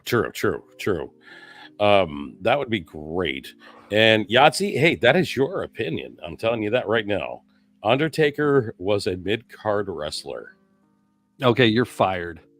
That's Yahtzee, not me. Yahtzee, I'm going to put it to you this way. You go tell Mark that. You tell Mark that he's a mid-card wrestler. Even at his age, he ain't going to pull that fucking punch, homie. You're allowed to have your opinion, but your opinion is wrong. I feel that we're going to get a notice on TikTok and YouTube saying, ladies and gentlemen, we just found out Yahtzee just been tombstone. He is not coming back ever. Right. Blasphemy coming from the TikTok side. He has said it himself. Now we're fighting in the chat. Just a humble person. Yeah. I could say it. Yes, we need another title somewhere in the women's division that's going to be great and wonderful. But the battle between right now as it sits, right, the Big Mama herself, the Queen, you know who she is, Nia Jax against Bayley. Okay, as it sits, I think I found a new name for one of Nia Jax's moves. Ladies and gentlemen, it's the new Clam Slam. That's all I'm saying. Oh, God. That is right. The new wrestling maneuver for Nia Jax. You know what I would call that? The Annihilator, the thing she does off the top rope? The Beaver Burial. There you go. Hello, Nun. Oh, she's over there now. Nun's over on the TikTok side of things now. The Camel Slammel. The Camel Slammel. Yeah. Rikishi would be proud, right? I'm sorry, how many wrestlers can say that their submission move has been banned? You know, there has been a couple. But some wasn't of them the Razor's Edge banned at one point? No. That's not a submission move. Jesus. The nun is everywhere. Yes, the nun is. Love her. Go ahead and do this. Shut up, Meg. Oh, come on. I'm talking about the banded wrestling maneuvers, not just submissions. No. They're talking about submission moves. Submission. Now, honestly, I don't know which ones have been banned, but I do know that there are certain moves that certain wrestlers aren't allowed to do. The Future Shock DDT that, if you've noticed, the Future Shock DDT is not being used anymore because he hurt CM Punk with that move. Drew McIntyre hurt CM Punk with that move. He was going to use it, but they stopped him from using it. CM Punk stopped him from using it. Basically, what it is when a wrestler ends up injuring somebody because they don't protect them, that move usually gets banned from wrestling until somebody comes along and actually does it in a safe way. Surfboard stretch, that was banned. Yeah, that's true. Yes, because that one is very, very painful. I've been on that one. The Undertaker's Hell's Gate submission. One band move pile driver after Austin's neck injury. That the sit out pile driver was, yes. No, that was the thing. Owen did the sit out pile driver, and he did not protect Austin. The reason why the difference between a sit out pile driver and a normal pile driver is a normal pile driver is you're literally, well, no, actually, he did a tombstone sit out pretty much is what he did, because a normal pile driver, all they do is they grab their waistband, they lift up, and they just fall back. That was the normal pile driver. Your head never even touches the ground or nothing. The one that Owen did, he grabbed him, lifted him up, and he jumped up and came back down. And he sat down with it, and Austin's head was literally underneath his legs. So it was a move where Ospreay broke MJF's neck. That's been too. I have no idea. Trance is also banned. Sure. Yeah. There's a lot of banned moves because they're either A, painful moves, or B, they make no sense, or C, they're done incorrectly, and so it just happens. Some of the moves now are just Palliger was a tombstone backwards. Not necessarily. I mean, yes and no. Who was it? Jerry the King Lawler did a pile driver, but all he did was he literally put him between his legs like it's a power bomb. He grabbed their waistband, he lifted up and just sat back. So it looked devastating, but it really wasn't. I've taken several pile drivers, and I've taken them in several different ways, and shut the fuck up if you think it's a gay joke, because it's not. It actually is, but I'm just fucking with you. But I literally have I've had that move done to me several times, and when it comes down to it and it's all said and done, it depends on who's delivering the move and how they're delivering the move. I would not allow somebody to do a move I was uncomfortable with until we actually were in the ring and worked it out first. Because if you're telling me that your move is a triple flip upside down, make a pancake in midair, and serve me breakfast while you slam down on me, I have no idea what you just fucking said, and you're going to show me first. Like, you're going to pull somebody in here that has taken that move before, and you're going to show me what I need to do, where I need to stand, and how I can safely take the move and keep you safe and keep me safe. It's literally about being a stuntman.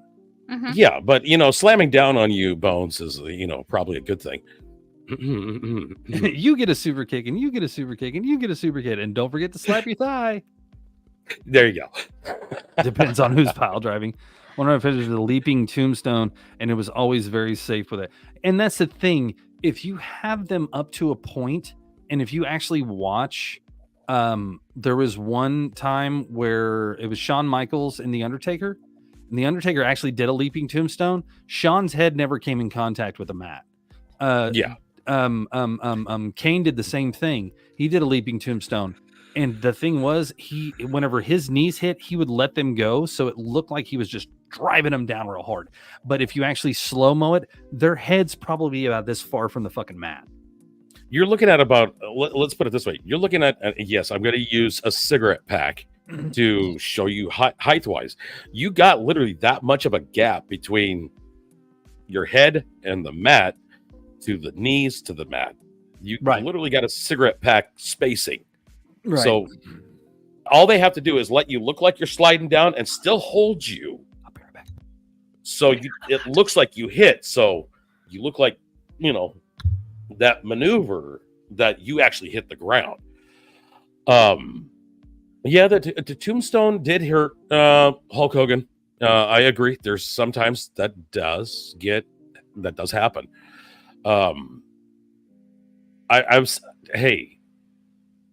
I've done freestyle wrestling for years, and I got to tell you, you guys who want to talk about painful maneuvers and stuff like that in freestyle wrestling, there's points that I, dislocated a shoulder, just not even trying, just literally all they had to do is put a little pressure on, it's gone. And that's freestyle wrestling, Greco-Roman. No, I didn't wear a loincloth. Don't ask. Anyway, that would look bad. But yeah, there's maneuvers throughout wrestling, freestyle wrestling, all this kind of stuff that can be very dangerous if you don't make sure you talk, that you're with the other person. They know what they're doing. Well, there's a reason why we did workouts and stuff like that in the indie circuit. The pros are they can go out there and they can do Ronnie. everything on the fly. That's why they're called pro wrestlers. Mm-hmm. They can do it all on the fly, but they can also stand back there in with 5 minutes before their match and say, "Hey, what do you want to do? We know what the ending's going to be, but what are we going to do? We know the beginning, we know the ending, but what are we going to do in the middle?" And me being me, the way I was, I wanted my guys to be fully prepared. I told them, "This is your beginning. This is your end." And you have the option of doing anywhere from 1 to 3 high spots in the whole thing, but don't overdo it. And they did a lot of work to make those matches look good. Yeah. So in reality, any time of any wrestling, no matter if it's sports entertainment, freestyle wrestling, anything like that, there's training involved to make sure not just a wrestler yourself is safe, but you're also the person you're wrestling is safe. And some wrestlers, even in freestyle wrestling, that don't care. They will hurt you no matter what. Right. And what Jackal just said, we'll call it in the ring, hated that mentality. And that mentality was done by a lot of pros that came to the indies and said, "Oh yeah, man, I'll just call it in the ring." You're like, dude, you can't tell me that you want me to do a move I've never taken, I've never seen. I don't care who you are. I don't care how popular you were. You're in my house. We wanted you here. We're paying for you to be here. That means you're going to do what we want you to do. And if you want to do whatever the fuck you want to do, just because your name is so-and-so, I don't care. I don't give a shit. If Stone Cold Steve Austin walks into a wrestling arena and he says, and he comes up to me and says, "Hey, we're gonna wrestle tonight." "Okay, Steve, what do you want to do?" "We'll call it in the ring." That's not how it works, brother.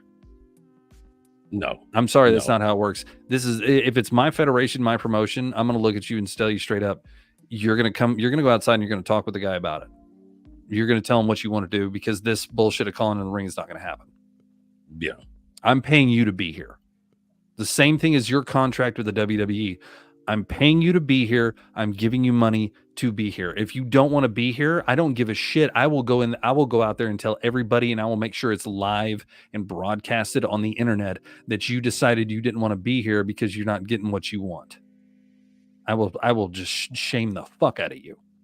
Or you can go outside and you can talk to the guy you're working with. Yeah. Your choice. It's your reputation, not mine. I don't care. Yeah. What about this next match that we saw? I mean, seriously, the next match, crazy. What? That would have been Ripley and... Oh, Ripley and Liv. That was a good match. It was a good match. They had a couple of spots where I was kind of like, ooh. But for the most part, the whole Dominic falling out of the cage thing, that's the shit out of me. And getting kendo sticked? Jeez Louise. The kendo stick was funny. That was a pinata moment. I love that. She even said happy birthday to me. Yeah, and that was a funny thing too. Hunter actually talked about it after show interviews and stuff like that. Yeah. Where he's like, "Well, we know Dominic's now scared of heights and pinatas." Anyway, I was like, "What?" Let me ask you this. As a worker, and as a as a WWE wrestler, or as they like to say, superstar, because they don't do wrestling, they do sports entertainment. So as a sports entertainer, how do you feel about Dominic? You know, personally speaking, I think he's just a distraction. There's something else going on. I don't like him. I just don't like him. I just don't like him, especially since they're using that name, and you know why. Are you trying to match a parallel? I am not that dirty, okay? Jeez Louise. My aunt hopped in here and literally slapped my name. Hammy said, "Hello, ladies and bones." Hello, ladies and bones. What? Hi, Hammy. I think Dominic is easy to hate. Yeah. Right. Very easy to hate. And he does it well. if you don't like him, and I'm talking about if you have a seething hatred for this kid, He's doing his at job. at the level that he's at, he's doing his job. Here's the thing. Dominic could have came in, he could have came in there as this powerhouse because he's got the genetic structure to be built very well. I mean, he could have been as big as Eddie Guerrero, he could have been as big as his dad. It doesn't matter. Yeah. He's got that genetic structure to do so, but he chose to stay this skinny, annoying little shit. Mm-hmm. And he can walk out there and grab a microphone and get booed so loud that he can't even talk. True. You're doing your job, and you're Yes. doing your job damn well. Jackal, you're right. He is literally a couple things away from Miz activity. I'm gonna put it to you this way: I think he's better than Miz. As far as heel work, I think he's so much better than Miz because I can deal with the Miz being cocky and arrogant and annoying, but Dominic is just this punk kid.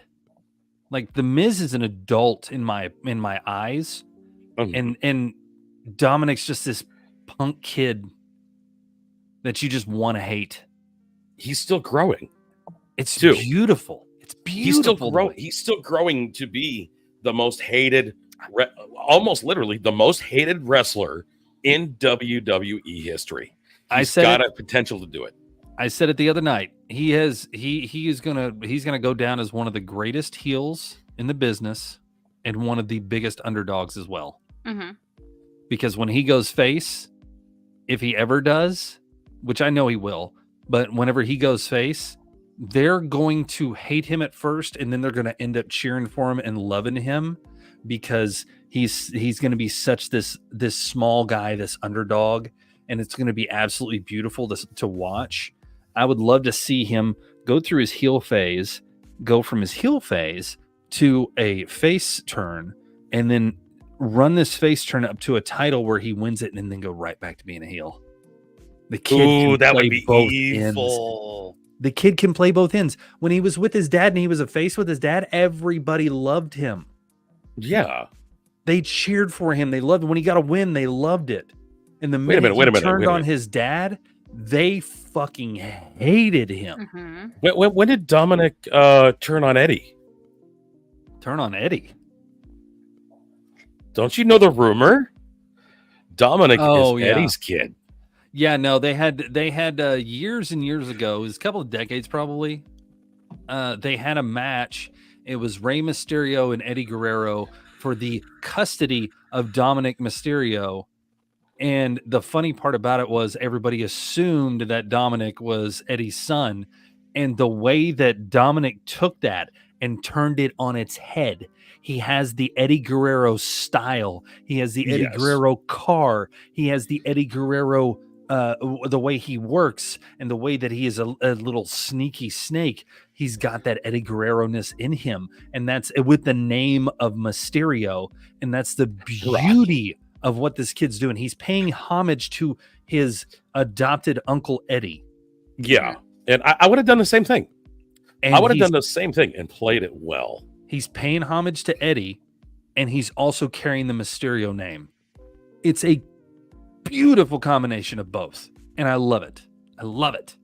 It's a royalty. I really think it is. I really think it is. The Eddie Guerrero side of things, Rey Mysterio, that is literally a royalty. It's not just the bloodline. It's not Cody. I mean, there's more royalty than people understand that's there in the WWE. Yep. Okay, what was the next match? I don't know, but I can tell you this one. I'm jealous of Dominic. I'd like to have a little caning. Anyway, we're on 3, right? Mrs. Pit Boss, if you're watching this, please make that happen. It's probably gonna. Yeah, we're on the third one. That was the third match. I think was that third match. It was those two, and then it was Bailey, and then God damn, I'm gonna have to get the list out.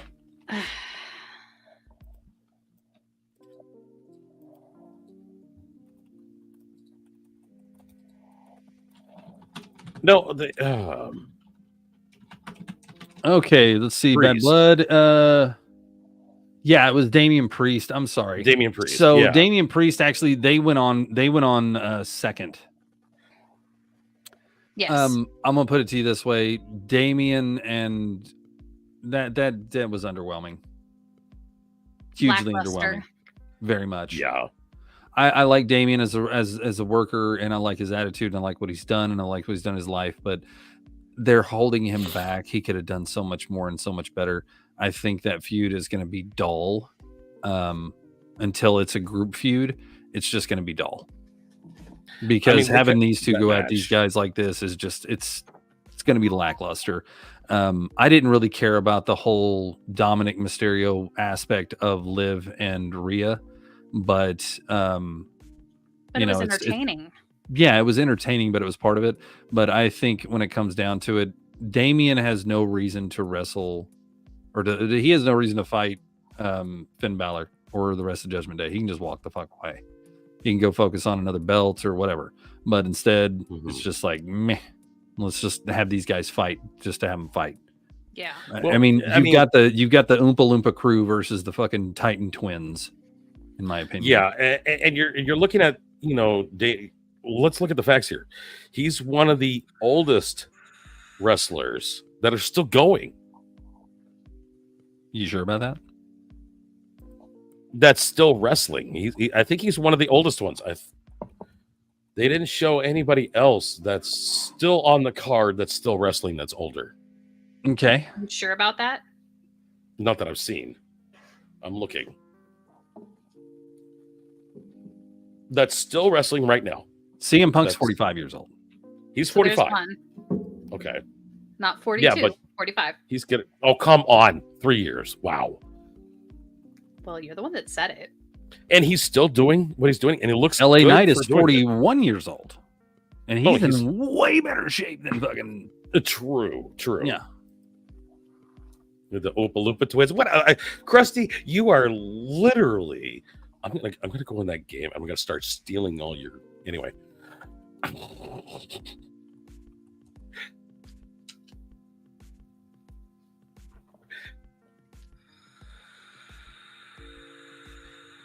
I mean, who is actually doing wrestling now that's not that are of that fact. age? They said nevertheless, the oldest wrestlers on the main roster, and these are some of the all-time greatest in business. At 43, Shinsuke Nakamura. I do like Thank Shinsuke. you. I know. I got to get in there. Been busy. Oldest active WWE wrestlers. We have a life outside of our games. Fucking Krusty. course. They have Bill Goldberg at the very fucking top of this print. I can't believe they brought him in. He's not even an active wrestler. Dude, that was the dumbest thing they could have done. Pulling Bill out for some stupid shit. Let's see. Batista had a match at 50. Mm-hmm. Undertaker was... Kane had had final Royal Rumble performance at 51. Jeff Jarrett at 51. God, I don't even know how old Triple H was. 51 at his last match. 52 for Finn Finlay. Nash was 52 with his last match. The Rock. As it sits, The Rock is still an active wrestler on the roster. He just wrestled a match at WrestleMania. True. 52 years old. He's 52. The 52 Rock. in the shape he's in, I feel like a fat piece of shit. I feel like I eat too many Twinkies. Anyway, I'm going to put it to you this way, though. When you can work out 2 to 3 times a fucking day, because you got the money just to work out 2 or 3 times a fucking day, you're going to look like that at 52. But I'm going to tell you this, to all you kids out there that are going to sit there and, you know, I'm just going to put it this way. To everybody that's buff as fuck right now, and I mean I see these TikTokers that are up there just Let's see busting out the pumping iron and all that crap. The guys who can't wipe their ass, you gonna be flabby and flappy when you get older. Like you gonna have a lot of extra skin and you gonna have man boobies. So enjoy that. I am. Shh, quiet. Anyway, I'm gonna put it to you this way, Pit Boss. You're a pretty fit dude. Yeah. Well, But you're gonna have the whenever it comes down to it. Yeah, that's gonna be a size C, people. Just to let you know. Anyway, Well, that's the thing. What a lot of people don't understand is, yes, you can keep that fit and everything like that, but a lot of people don't. A lot of people don't understand that whenever all that muscle goes away, look at Ric Flair. Oh yeah, Ric Flair is still in decent shape, but the problem is that decent shape is turning into very loose skin and very, very lean muscle. So yeah, very, very, very lean. I mean, as it sits right now, yeah, I got a lot of muscle, but when I get older, I'm going to slow down on my weightlifting. I'm going to slow down on my exercises. I'm going to slow down on a lot of stuff, you know. And when you slow down, well, things start going down. I will say this: Vince McMahon faced Pat McAfee at the age of 76. Good Lord. Nobody really, he was 76? Nobody's really considered how old Vince McMahon is. He's in his 70s, almost 80s. The Fabulous And he Moolah just had a passed match away. at 81 years old. Fabulous Moolah she was freaking crazy. And Mae Young of all people, Mae Young. Okay, here we go. 87 years old. She is the only person defeated Lay Cool in a handicap match for a wholesome moment. So basically, Mae Young was out there at 87 years old, still going at it at 87 when she was alive. I couldn't imagine that, because I've seen people at 87 where I work at, and to see her be able to go out there and do that at 87, yes, it was a very controlled environment, but damn it. Still do 87. what she did. Yes. All right. We got 10 minutes to talk main event.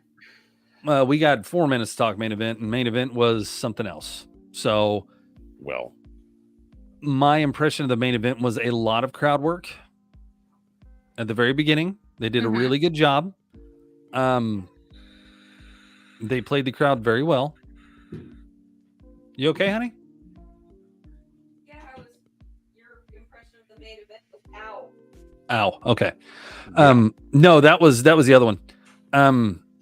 But the main event itself was a lot of crowd work, and it was. Oh yeah, we do have 10 minutes because we started early. But the main event was a lot of crowd work at the very beginning of it, and it drug on that little bit right at the very first. And you guys heard me whenever they started. I was like, God damn, they're gonna work the crowd, and then some stupid's gonna happen. But I was mildly impressed, because they went from Cody starting it off to Roman taking the first beat down to Cody taking the second beat down to not even really a hot tag. Cody took out Fatu and Roman took out Solo. So yeah, it was just a very slow match in the beginning. I think that's the thing. Roman works slow, and he has his moments of explosion. But that's his bread and butter, is to work slow. He always to slow and methodical. Yeah. Thanks a lot, Krusty. Sorry, I you read too. that. But slow and methodical with his burst of power. That's Roman's way of doing it. I love Roman the way he sells. I love everything that he does. He's gotten so much better as he's elevated his game. He's done great. And then you have Solo Sikoa, who's also, again, slow and methodical, and moments of just, Cody is just always, he's kind of that mid area. He's up and down, left and right. He's just an all arounder. And then you have Jacob Fatu, who is just gas pedal the entire fucking time. Yeah. Oh yeah, and the best thing about it is when we were watching it at the beginning, we were talking about the TV that was underneath the arena. Oh yeah, that was Jimmy. Okay, that was for Jimmy. That was for Jimmy. And I was like, and you're going, wait a minute, TV. So who would be coming out from underneath? And there was somebody that was on TikTok that actually was on that side where Jimmy came out. They actually recorded Jimmy coming out from underneath. Yeah. The thing, and he popped up, and it was like people were calling him, but nobody was reacting to it yet. Right. And the one thing about Jimmy coming back was that nostalgic bloodline moment, which was really, really good. I would have gone with a distraction by Paul Heyman by coming out saying, the normal things that he says, and then Jimmy sliding from under the ring and doing what he did. But I think they did it really, really well. I really do. And Jimmy was perfect for that. If they would have pushed it a little bit more, in my opinion, if they would have pushed it just a little bit more and had Jay come out too, yeah, I think that would have been great. Basically, they win, and then all of a sudden the bloodline is doing the beatdown. Here comes Jay. Jay comes out, and Jimmy, and Roman and Cody all come out on top. You got Jay, Jimmy, and Roman standing on one side, or Jay and Roman standing on one, Jimmy and Cody standing on the other. They all shake hands, whatever. Everybody's cool.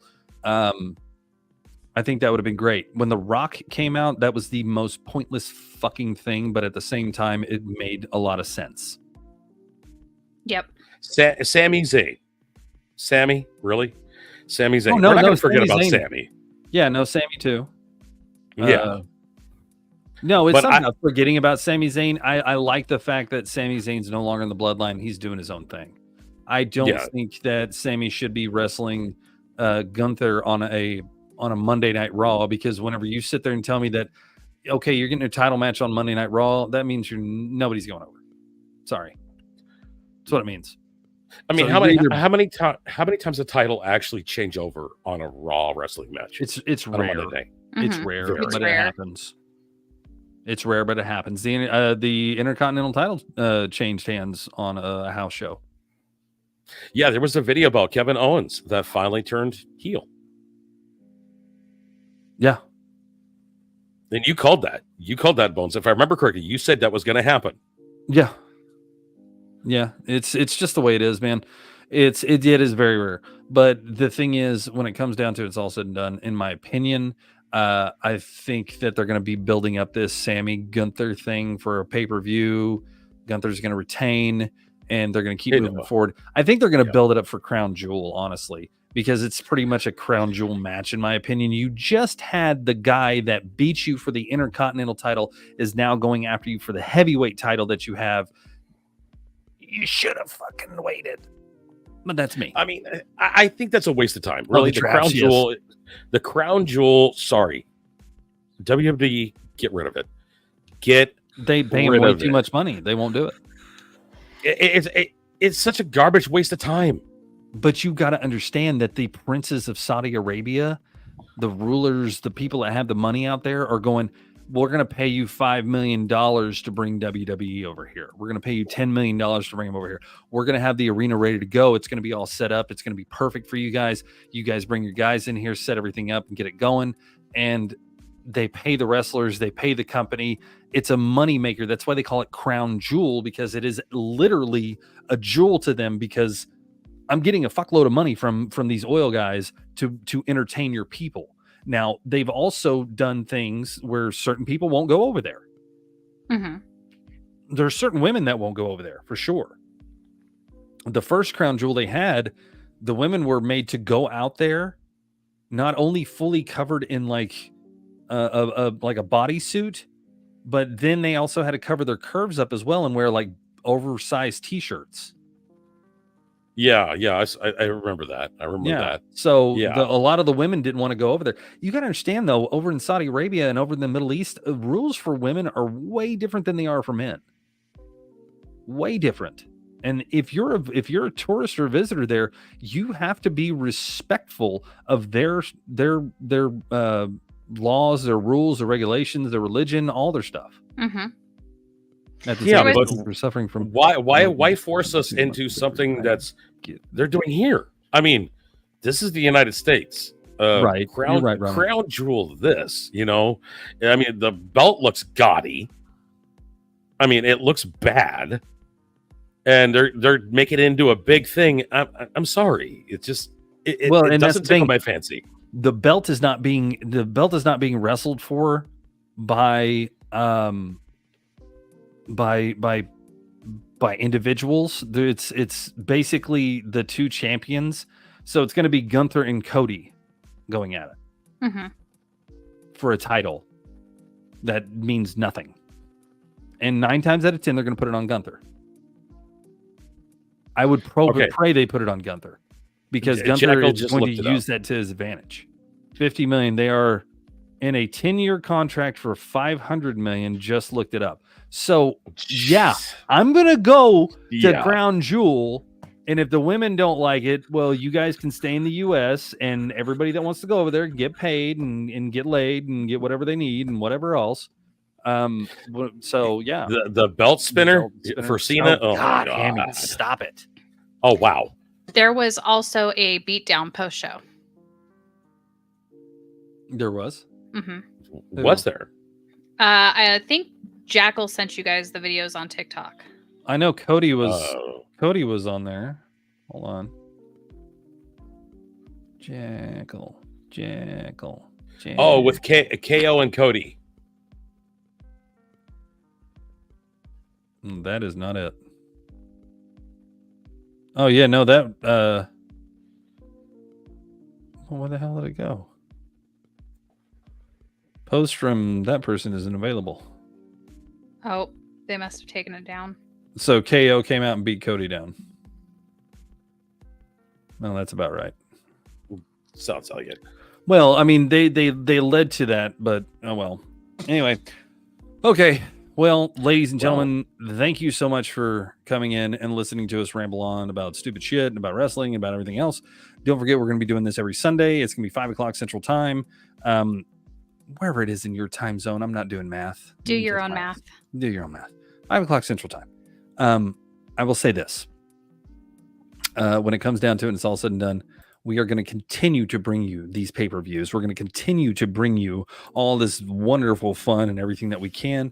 We're going to talk about everything that we can in the world and everything that's going on. And we appreciate you guys' time and patience and listening to us. Thank you so much for everything you all do. Don't forget to like and subscribe, throw a comment or two out there, and let everybody know, hey, come check out this podcast if you want to. There's no pressure from us. We enjoy doing what we do. We don't need 1,000 people in here telling us how awesome we are. We have you guys. And to all the TikTokers that were out there during the show, thank you guys. You guys have broken a record, and we would love to see that record getting broken again the next time we do it. I would love to see over 780 of you watching this. Wait, show. We broke a record? It's the biggest we've ever had. Actually. Oh my God.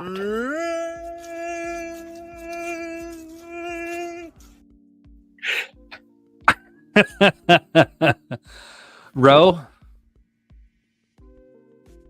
good talk. Okay, ladies and gentlemen, listen. I'd love to stay and chat, but the prophecy foretold some absolute bullshit.